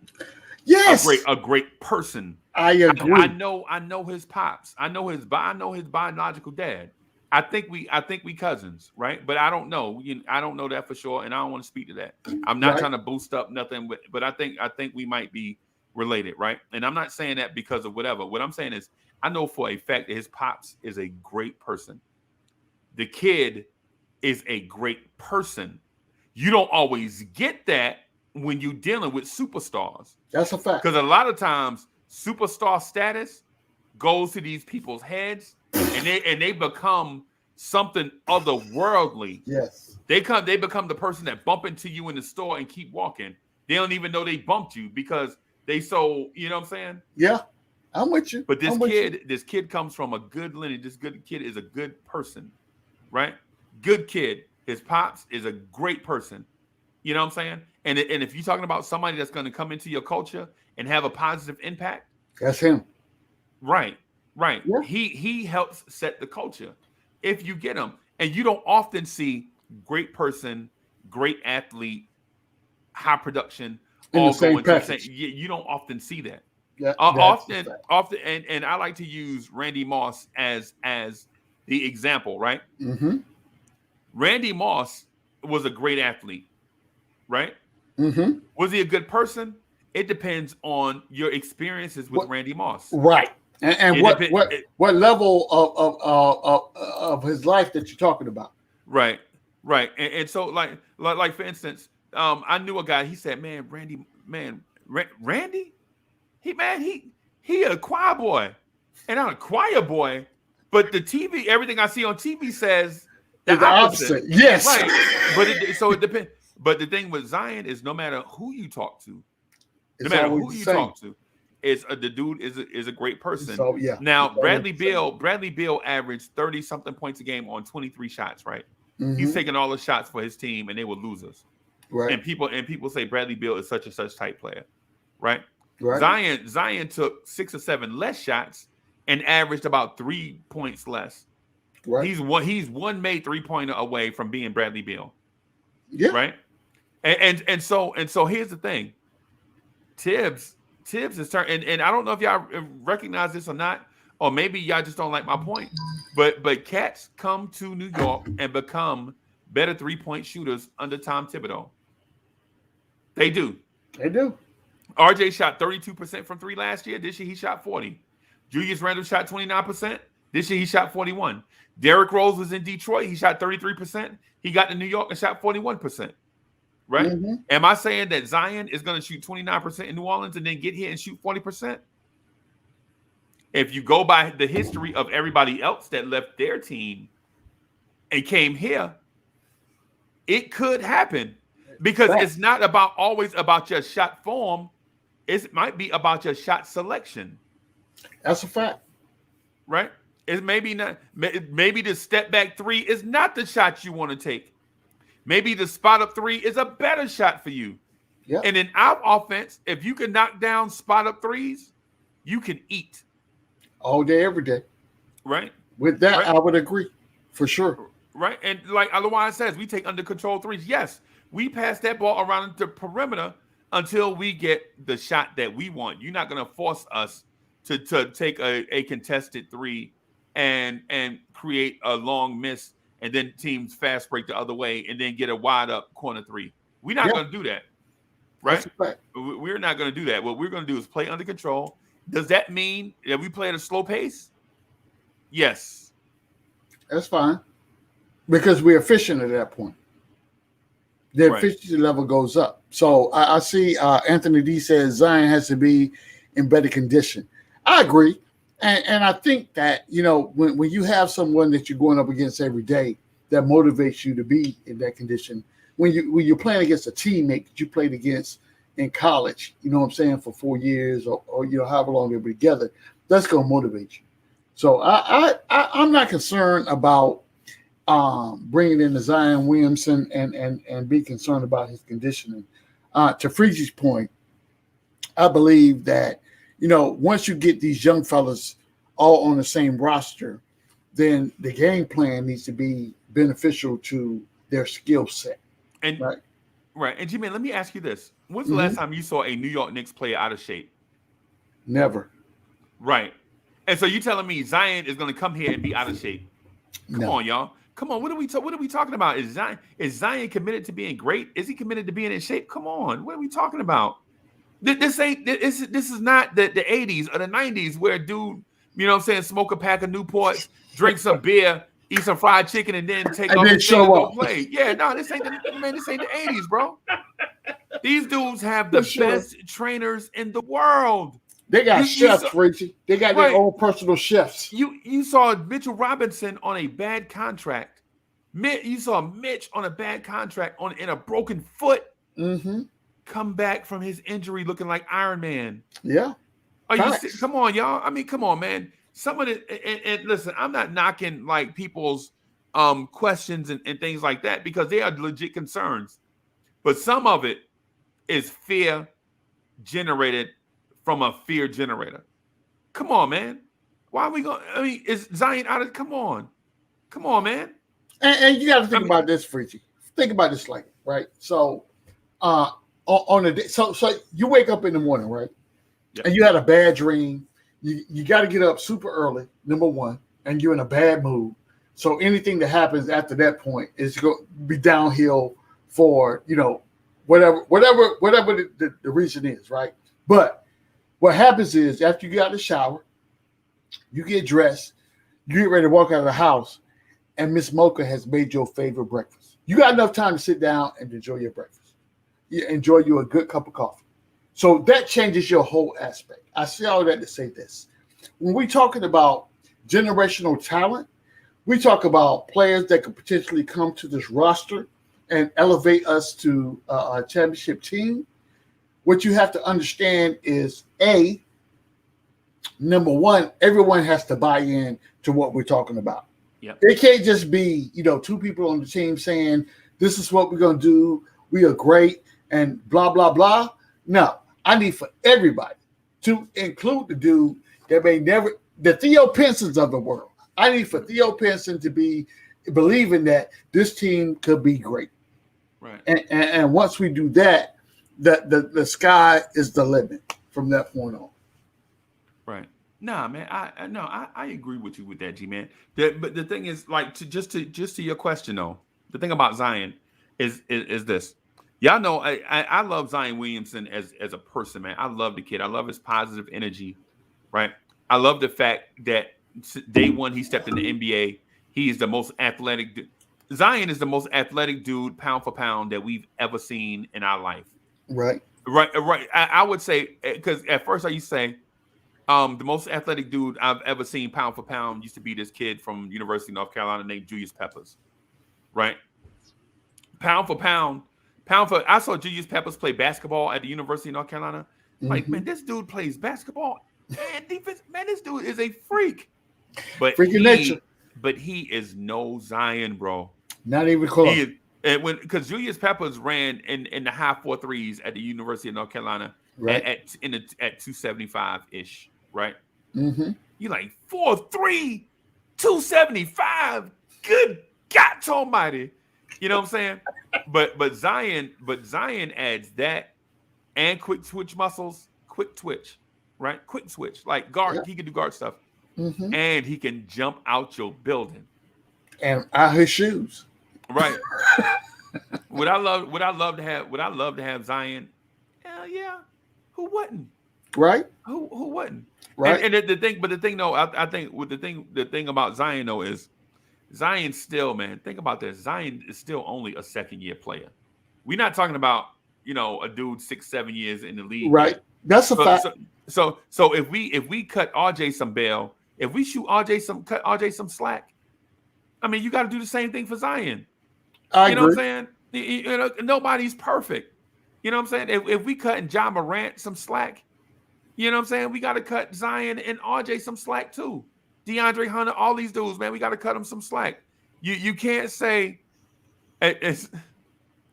Anthony D says Zion is 2 steaks away from being Alabama. No. Nah, bro. Come on, AD. Come on, AD. We got to be real. We gotta be real, bro. Zion Williamson. Zion is probably the face of the NBA in 2 seasons. I give it 1 of the NBA. Next right, right. We need to see him once Zion goes through a legit heartbreak. I'm talking about on the court, legit heartbreak, like lose a game 7 to the eventual NBA champs. That's gonna be over, and then come back the next season. Mm-hmm. You'll see Zion, and then plus, I'm gonna just say that I'm gonna be real. Just because a guy is big, and I'm in that category, I'm a big guy, and I face this every day. Dudes would be like, "Man, you one Eminem away from being 350, ha ha ha," and I'm 1 millisecond away from being on you. How about that? How about that? You know what I'm saying? Because big guys get all the jokes. You know, people They do. And so this is what I was talking to Chuck Allen about this earlier. I was like, yo, the reason why people love Allen, some people love Allen Iverson over Kobe Bryant is because we love the little guys. We love the little guys, and it comes to the detriment of the big guys. Right. And what we should do is judge everyone fairly and on their production. But we don't do that. No, we don't do that. It's one of the reasons why. It's one of the reasons why Julius Randle gets criticized as much as he does, and people don't show him, because Julius Randle is a big guy also. He's a big guy. Don't get it twisted. Julius Randle is 6'8", 255. That's a big guy. That's a big man, bro. Man, not guy, man, He's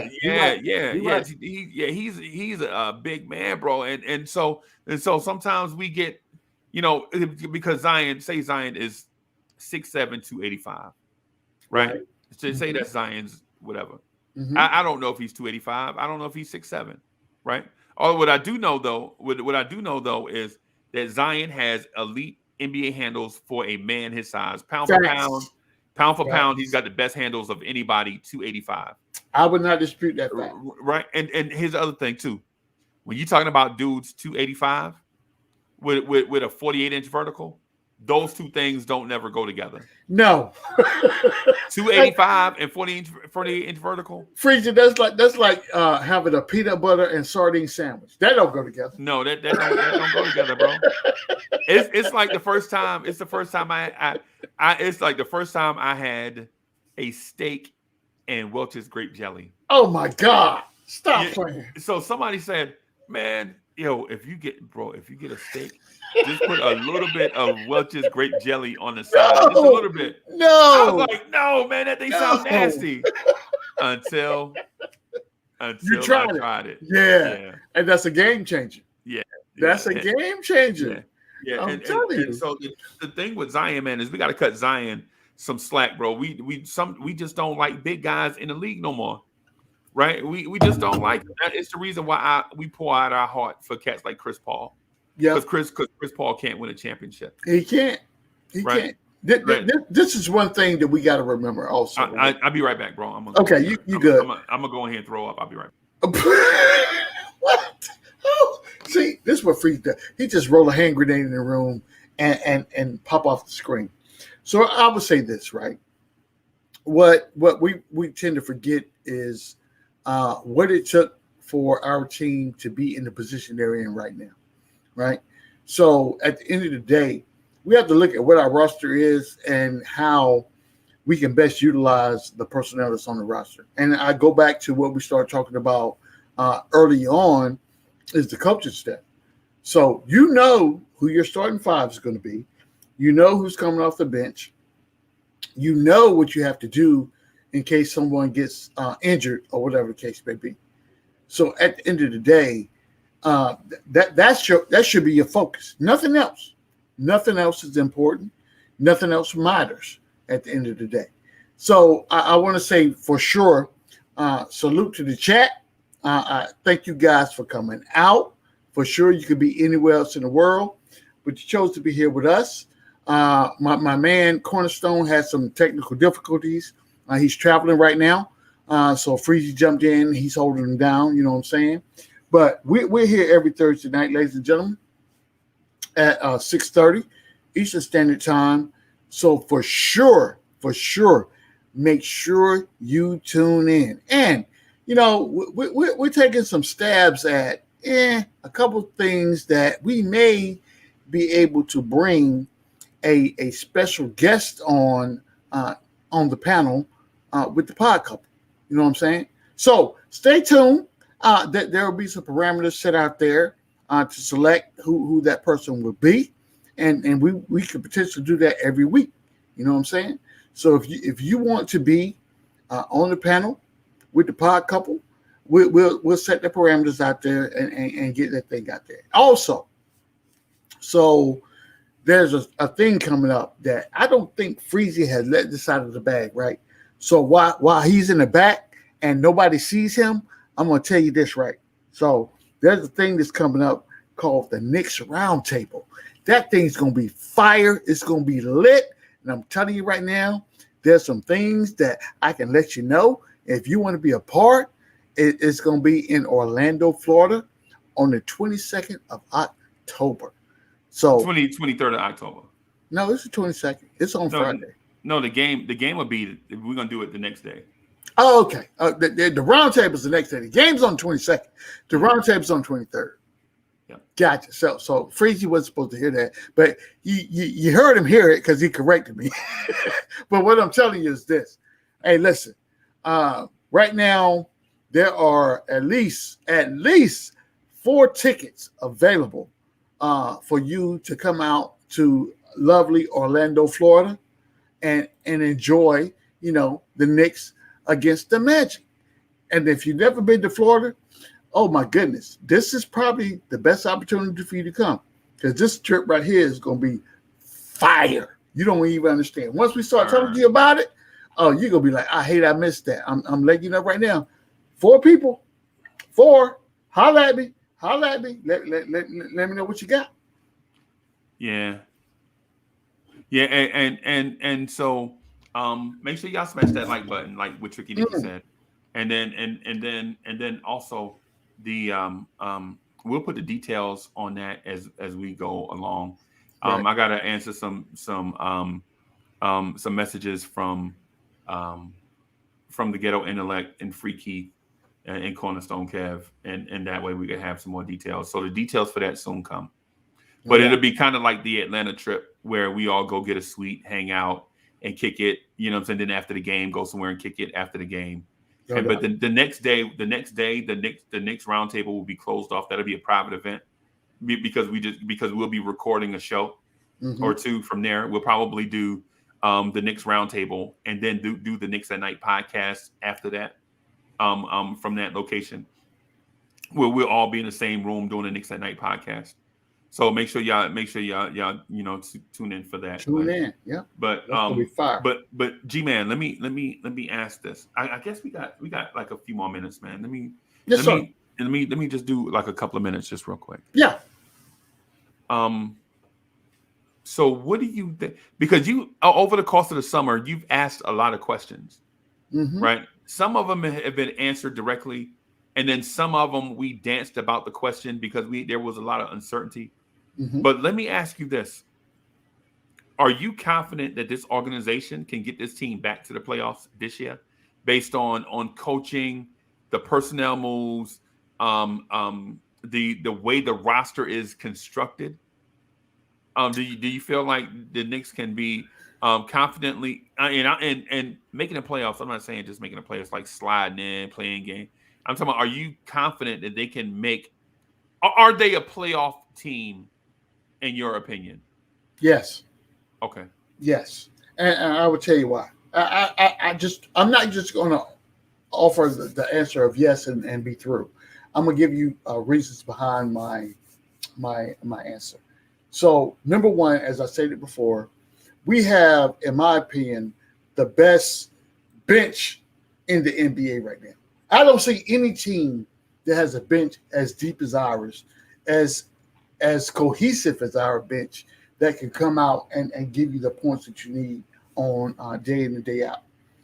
Where my trepidation lies is the fact that, and I'm hoping this will get taken care of in the training camp, but having the starting 5 get used to each other and be able to play together. Because when you're talking about Kemba Walker, Evan Fournier, R.J. Barrett, Julius Randle, and Mitchell Robinson, stop playing with me right now, Freezy. Come on, stop playing. So what? And this is where we bring this thing full circle when we start talking about coaching staff. So if you're a head coach, you need to understand the limitations of your players, and you don't want to wear them out at the first half of the season when you need them at the last half of the season. So that's why I look for the coaching staff to be able to make those, have the wherewithal to be able to say, okay, I need to play Freezy 36 minutes as opposed to playing them 48 minutes. You know what I'm saying? So I believe that we have the potential to be great. It's just a matter of whether or not we can put that into. What are you basing that belief on, though? Number one, the things that I saw last season in the players that were on the team, even through the playoffs, even though we crucified Julius Randle for his playoff performance. We crucified R.J. Barrett for his performance or lack thereof for both of them, right? But I have to believe in my heart of hearts that that's a learning experience. Right. You should not. You're not going to run into the same brick wall twice. The first time you ran into the brick wall, you didn't have a helmet on. The second time you ran into a brick wall, you put a helmet on. So that means you learned something from your first iteration to what was really going on, right? So I base my opinion on what I just said on the people that we had on the team last year. And I believe that the cohesion of the team that we had last year with the influx of talent that we brought into the organization, we'll be able to get those guys up to speed faster so that when we hit game one, we hit the floor running. And people are going to be like, oh, my God, I ain't ready for this. Right. Okay. All right. I'm going to say I think we're a legit, confident playoff team based on the growth of young players. Mm-hmm. Right? Julius Randle is a young player. Don't get it twisted. He is. Julius Randle is not 31, 32 years old. The only old players that we have on the team right now is who? Todd Gibson. Derrick Rose. How do you define old? Okay. Old in NBA years, right? So we can't. So old for most people, when they say you're old, you're over 40 or 50, right? But in NBA years, we're talking anybody that's over 30. Okay. All right. So then if that is the bar, then so we only have say a couple old players. Yeah. Older players. Right. Your Tajes, your D Rose, your Kemba. Yep. And everybody else is either at, barely over, around, somewhere in the vicinity. Teetering, yeah. You're teetering on the border right now. 29, 30, 31. Right, absolutely. But Alec Burks. Yes, absolutely. But the good part about that is we have people on the roster right now that can fill those positions that are young players and young talented players. You know what I'm saying? So I'm not concerned too much. Okay, all right. That was the last question that I had, man. So Freezy, I first and foremost, so people tend to take for granted, when certain things just happen by happenstance. So they don't understand, the sacrifices that people make to put things together and make things happen. So first and foremost, I want to say this. All the 43 people that's in the chat, you could be anywhere else in the world, but you're here with us tonight, and I thank you for your support.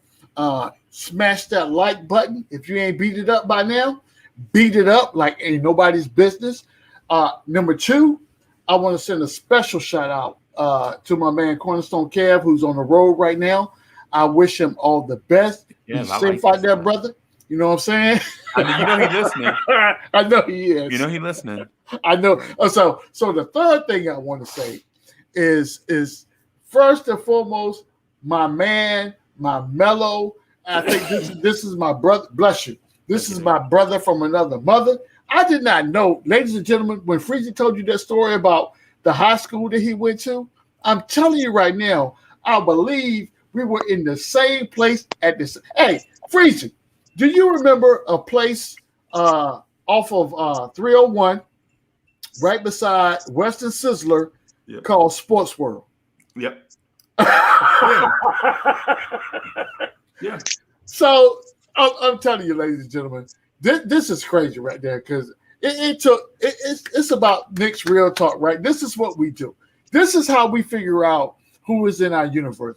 But I would tell you specifically, Freezy, I know you under the weather, brother, and the fact that you are on here with us right now, because you could be asleep right now, nursing yourself back. You should be. You should. And look, after this, I'm gonna get on you about that. You know how I do. You know that.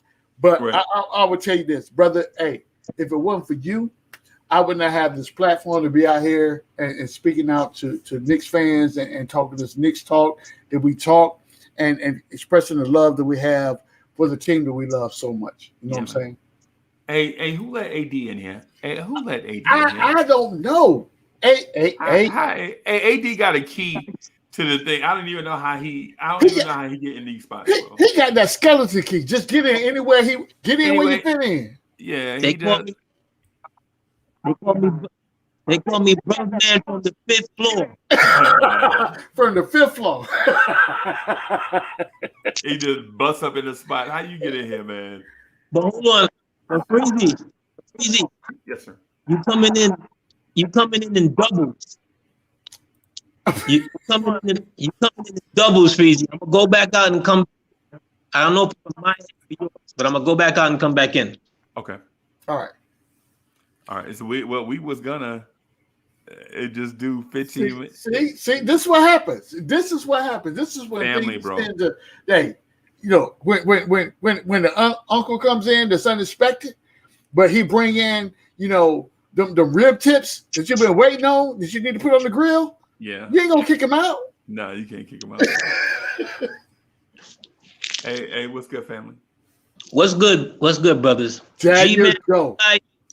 Freezy, salute to Nick Nation. Cornerstone Kev in the closet somewhere. Look, I'm gonna tell y'all right now, Kev gonna be upset for real when he watches this right. He gonna be like, "Hey, this is supposed to be the pod couple. Yeah. I got Freezy on the screen. I got AD on the. But guess what, Kev? Guess what? I had to come help you anchor it, G man. You know, Freezy ain't feeling well. Cornerstone Kev in the closet somewhere, signing a personal NBA card. Right. We family. We can't let the ship go to the Titanic status. We gotta keep it afloat. No doubt. Man. No, hey, brother. We gotta roll in. I sure appreciate the love. I told Kev, I said, you know what? Be careful when you try to host a show from your cell phone. Yeah. Not a good look. Yeah. Absolutely. But let me interject for a second, gentlemen. Yes, and in the Zion conversation, all fun and jokes aside. Yeah, I'm gonna pop off for just a second. I'll be right back. Freezy. Yeah. And I heard you made the really bad joke about the old players, you know, smoking a pack of Newports and sipping on some gin before stepping out into the arena. But notice those guys didn't get hurt the way these new guys get hurt. Right? With all the technology, with all the bionics they have, they can rebuild him and all that stuff. My only point is this. When they are glad to say a man is 285 pounds listed, right? Do you know how easy it is for a man that size at dinner to put on 12 to 15 pounds at dinner? Bro, you talking to a dude that weigh more than 285. Of course I do. Okay. So we're really saying he's 300 pounds. Nah. Really, right? I saw a running back the other day on, I can't remember what team he's on. He's a fullback. And they were like, no, he's listed. He's 300 pounds. Right. And I'm looking at him like a fullback at 300. I'm thinking, is that Ironhead Craig Hayward? Yeah. No, not even Ironhead was ever that big. He's not. I looked at him. I'm like, wow, he's nowhere near as tall as Zion or, you know, have that athleticism or whatever. Two different sports here. I'm just talking about body size. Right. Nah, I feel you. My point with Zion and anybody who's concerned with Zion is you've never seen a size in that body that's so combustible, that has that kind of force and torque, that can jump and so forth. He has to be in better condition, Freezy. The way how we looked at Julius, and we had this conversation last week, where we said, well, Julius was never in bad condition, but in order for Julius to take that next step, he had to get in way better condition. Basketball condition, yeah. Right? In order for him to be a second team and pushing for better than that, he knew it within himself. To be a better basketball player, he had to be in better shape, better conditioning. And that's what I'm talking about with Zion. Nothing wrong with him being who he is if he wants to just be that, but do you want to be great? I think to your point, AD. And I still think that's unfair because it's basically saying that only big boys need to be in shape. Little guys don't have to be in shape. That's basically what I'm getting from that. Look, when Shaq wasn't in shape, Shaq literally cost himself an extra 4 or 5 years because of poor conditioning. That's just facts. That's facts. I don't know, bro. That's just facts. I disagree, man. Remember, Shaq in Orlando was 300 pounds at 7'2", that can move a building, right? As Shaq got on in his latter years in LA, remember that was the big beef between him and that was one of their problems between him and Kobe, rest in peace, that Kobe would come into the locker room and Shaq would have 15 Big Macs before the game. So can you imagine what he's eating after the game? No. I still don't know if that's fair though, AD, because at the same time, you ain't never heard a strategy called Hacker Kobe, where grown men know before the game start they're gonna use all 6 fouls, fouling you up, being physical. Right. And so I don't know if you ever been in. I'll give you an example. So I used to box, right?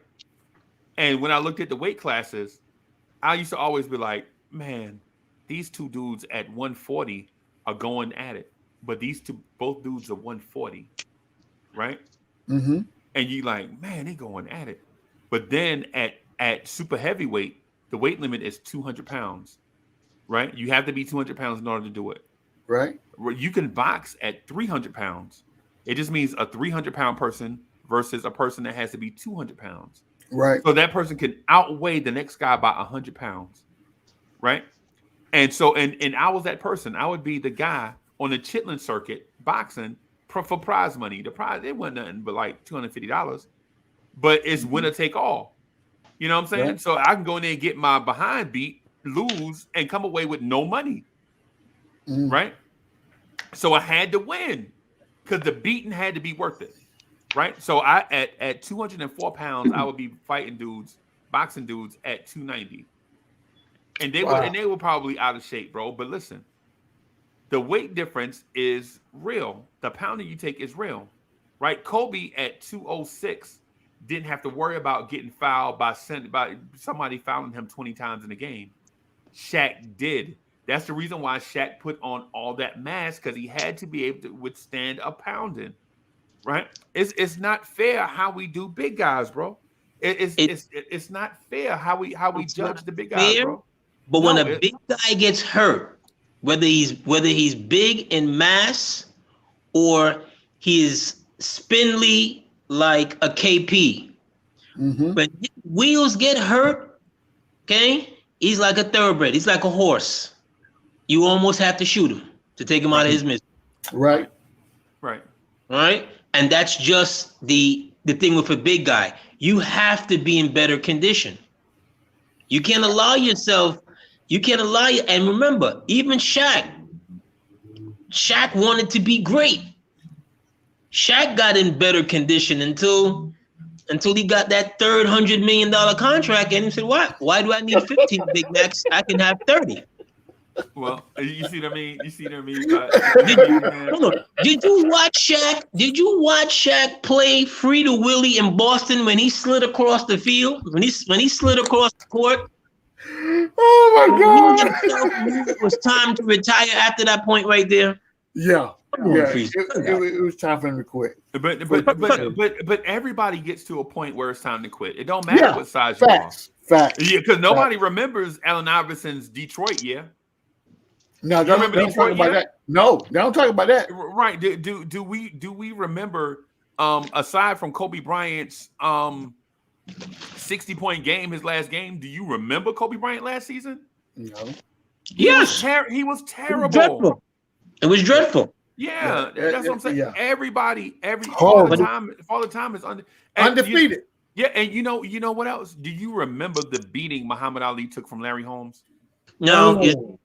You see, on the post anniversary of Leonard Hearns won, I want to always remember that 40 years, September 16th. Wow, that's crazy. That's crazy. How are you going to put that in the minds of young people? What Larry Holmes did to Muhammad Ali? You can't. You have to see that. You should take your microphone, Freezy. That was no, man. Because what it is you are wearing your heart on your sleeve in an argument that you said should be analytical. All of a sudden, you pulled your heart out. It was like you were like, these are the facts, and then all of a sudden you were like, no, because we have there's lines to certain things, and you always go there. You always reach. I could tell in the ring. You used to play dirty, rabbit punching, hitting dudes. I was too light. No, I was too light, bro. Referee, G-Man, referee turn around, Freezy. I even saw the greatest do this. He had his back to the referee. He had the guy under his arm, and that's when they used to have the thumb in the gloves, and he was thumbing the dude in the eye. Sound like Freezy. He's thumbing the dude in the eye. Oh my God! You can't. You're killing me. You always gotta go that extra level, Freezy. Nah, man. It's like this. You said, right? Excuse me. Why would I bring it up against Muhammad Ali and Larry Holmes? But you didn't say that when Muhammad Ali was a young guy doing it to Sonny Liston, right? Oh. Right. Sonny wasn't 80. Sonny wasn't an all-time great. Well, depends on who you talk to. Sonny wasn't 80. Sonny was an all-time great. I'm gonna give Sonny Liston his due. Absolutely. He was an all-time great. But get that. Absolutely. Yeah, but like most athletes that do it, you don't always leave the way you like to go out. Right. You know what I'm saying? That's a fact. So to say that about Shaq, right? And then for me to say that about Ali, you know what I'm saying? You can't use the argument that he went out like this. So you're protecting the big man. You're that's your job here today. And mind you, I'm not gonna fight with you over the big guys. The center to me has always been a rarefied position. That's why the Lakers have always had a great center, right? But being in condition can further your career, Freezy. It can. Kobe didn't retire because he was in bad condition. Kobe retired because his skill level was gone. Right. But what I'm saying, AD, is I'm not protecting the big man. I'm protecting the argument that was made. I just want to be the argument to be fair on both sides. That's it. Mm-hmm. Like if we say it about the goose, let's say it about the gander also. Let me ask you.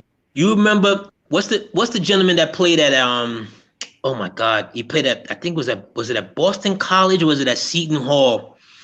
Good point guard, but he was just grotesquely out of shape for a point guard. Seton and he Hall? made it.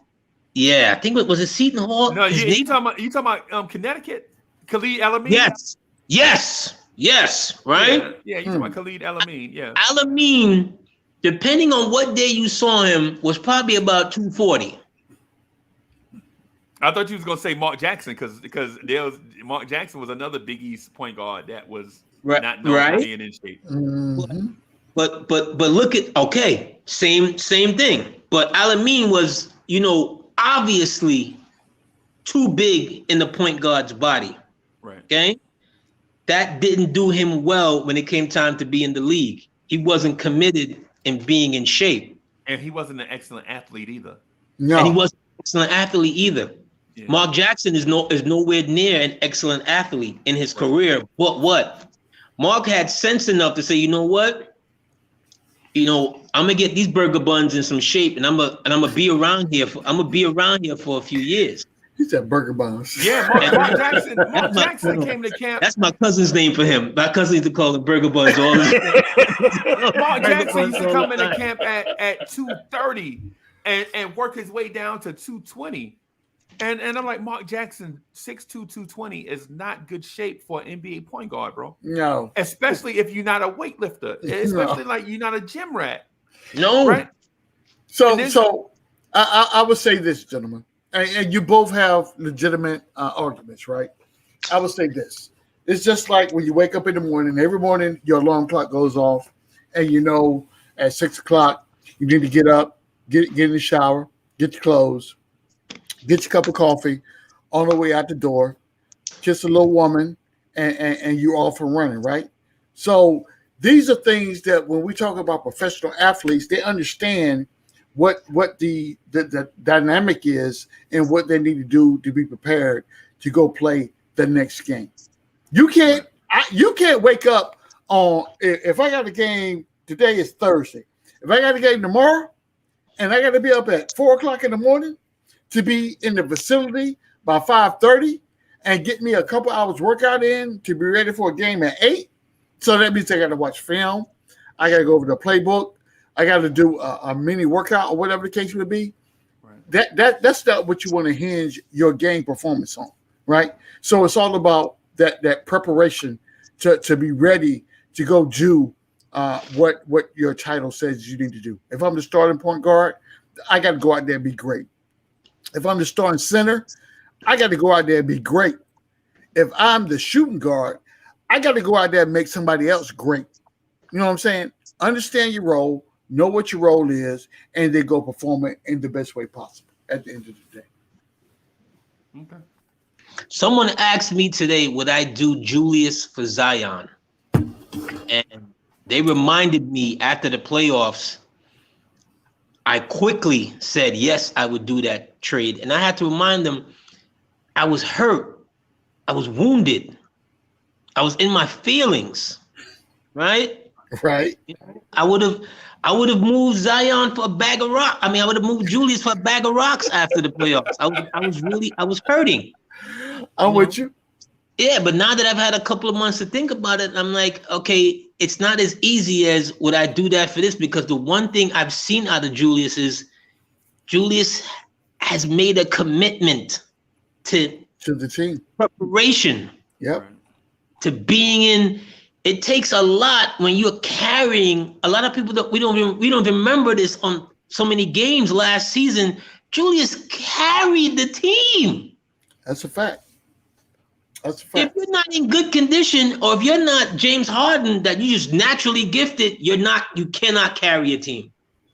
But I agree. AD, listen, no, this is what I keep saying. This is what I keep saying. Julius Randle didn't have that mentality in year 1 or year 2. But he got it. But I'm asking for Zion in year 3. What I'm saying is Julius Randle got that mentality after he realized he wasn't the golden child with the Lakers. Julius Randle got that mentality after he was Anthony Davis's backup in New Orleans. These dudes have to grow and find a way first, bro. You want to give Zion 2 more years. You want to give Zion 2 more years of going to Cluck and Jumbos and getting and getting the big bucket of wings. No.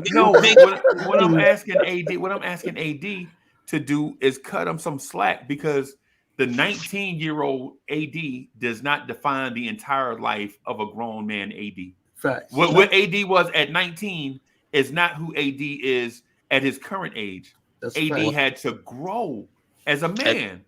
At 19, I was something else, but that's not the conversation right now. but that's what they have potentially bags and bags and bags of money on the table. But you had your own personal potential. You had your own, you had your own, because the thing is, and I think what we're confusing is universal greatness with personal greatness, right? And we don't want to do that, because the thing you have to achieve first is personal greatness. Be the greatest person you can possibly be in your own realm. you know what I'm saying? In your own realm, and then have that grow and absorb other things, right? Like for instance, I'll give you an example. When I first started talking to AD, in my mind, I was like, hey, this dude is special. You know what I'm saying? Anytime he come on, I'm gonna just let him talk. I ain't gonna say nothing. Right. Because I wanted people to understand what this was they were experiencing, right? Mm-hmm. And then the further we got along, right? The further because at first, if I disagreed, I didn't say nothing. I let AD rock, right? Not because I was scared to debate AD or that I felt like he was going to feel disrespected, but I wanted people to understand what it was they were hearing from this man, right? And then as we got further along, you could see if I said something that AD liked, he would co-sign. If I said something that he disliked, he would disagree, right? But you had to experience AD first, right? Get to know him and trust what he's saying comes from a good place, and then have it expound outward to the point where now we have old school Knicks on Blorangetears. What I'm saying is the thing with Zion is you have Sundays at 2 p.m. Sundays at 2. So what I'm saying is the thing with Zion is you have to let him go through these lumps. Everybody went through lumps, bro. Mike Jordan took his lumps early on. LeBron James took. You remember when Ricky Davis wouldn't pass LeBron James the ball in Cleveland? Darius Miles and Ricky Davis would not pass LeBron James the ball. Oh my goodness. They telling LeBron James to set screens for them. Absolutely. Do you remember when Stanley Roberts was possibly as good a talent as Shaquille at LSU? Yes. He was more skilled. And what happened to Stanley? He didn't care. He didn't care about basketball. No, not at all. He cared about clucking jumbos. But it's the same thing. It's the same thing that you've seen. And I like to use boxing as the reference. Like with me when I box, and I'm not saying that I was great, right? What I'm saying is that I did it. You survived. Right. And so I wanted the chat know I will knock out. And what I was telling dudes, AD, I ain't gonna lie to you. What I was telling dudes is, bro, I barely made it here. The gas light is on in my car right now, and I'm in the rain, and I don't have no money. So I'm coming for your throat. The only way I'm gonna be able to get home is to beat you or walk. That's right. I'm not walking, and I'm not gonna take a butt cutting and have to walk home. That's right. That's right. You know what I'm saying? And so did Stanley Roberts feel that way? No, I don't think so. Okay, to your point, both of you gentlemen are military men. Yes. Yes. To be in the military or to go through the military, you'd have had to have some form of discipline. Yes. Yes. You were taught discipline. Yes. You were taught discipline. So whether you had some when you got there, by the time you left, you had discipline for sure. You had discipline, right? What did Shaquille O'Neal have his whole life? A military father. Okay, thank you.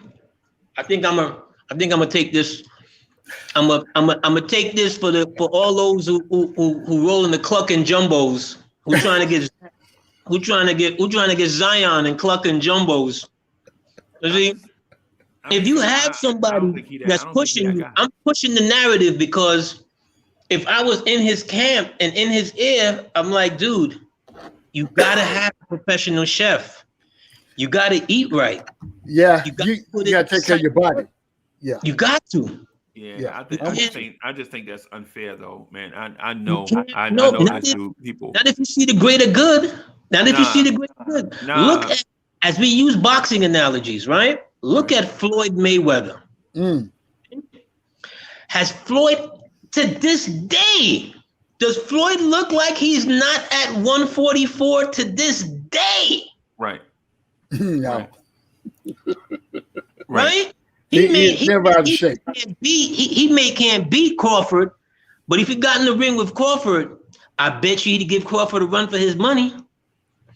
Just on sheer conditioning. Right. So, ladies and Ladies and gentlemen, boys and girls, children of all ages, you may be tuning in right now. If you're here with us tonight, you could be anywhere else in the world, but you're here tonight, and I thank you for being here. And the title of the show is The Pod Couple. And you may be looking a little confused right now because Uncle Freezy is not Cornerstone Kev. It's the blorangetears takeover, bro. And AD is not. Look, he just infiltrated the building, right? He always have a key. It's a takeover. He got the key.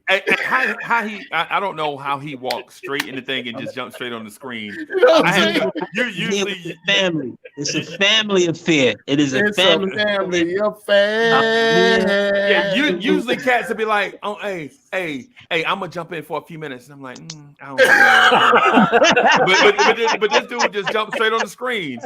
He just came straight, jumped on the screen. I don't know. I'm gonna have to talk to StreamYard, bro. How you got the gate open like that? But AD knows somebody. That's what it is. Y'all are some of my favorite. Y'all are some of my favorite. I was thinking about some of our best shows that me, you, and G-Man and was on screen together. And I think it was like a month ago, where we were talking about Knox not getting any playing time, and I tried to that show.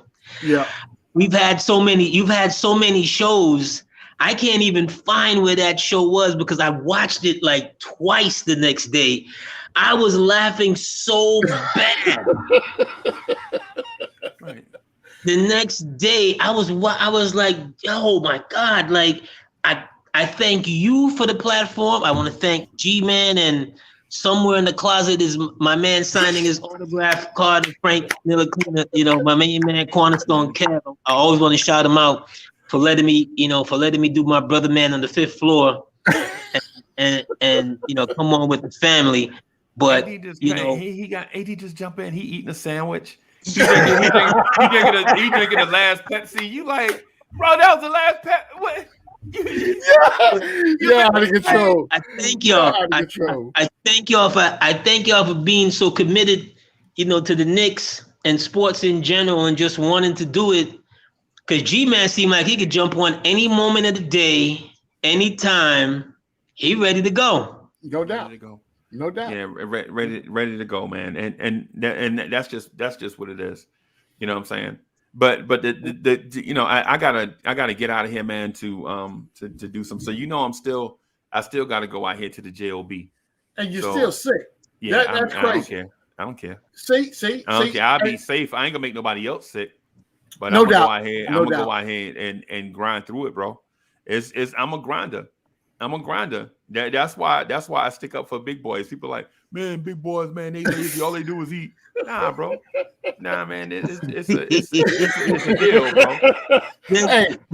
There's levels to the buffet table, yo. There's levels. Yo, my first time in Vegas, no lie, we stayed at the Luxor. All right, and we get downstairs at the buffet table, and I'm gonna tell you, I've been to a couple of the buffet tables. I'm not a buffet table kind of guy, but they had like all of my favorites. And my lady was like, you acting like you ain't on vacation. I went, what? You goddamn right. Let me have some more of that clam casino, that baked macaroni and cheese with the 7 cheeses in it. Bro, that is it. And so that's what I'm saying. So shout out to the big guy, because the one thing I do, man, and I think is I think it's overrated or not talked about much. Some people are just going to be big people, bro. It's genetic stuff. Yeah. Like I don't eat a lot at all, right? At all, right? Like what I do eat. Well, let me take that back. I don't eat bad food a lot. Right. Like I like spinach salads. Man, G-Man seen me eat on screen, bro. Yeah. Sliced cucumbers.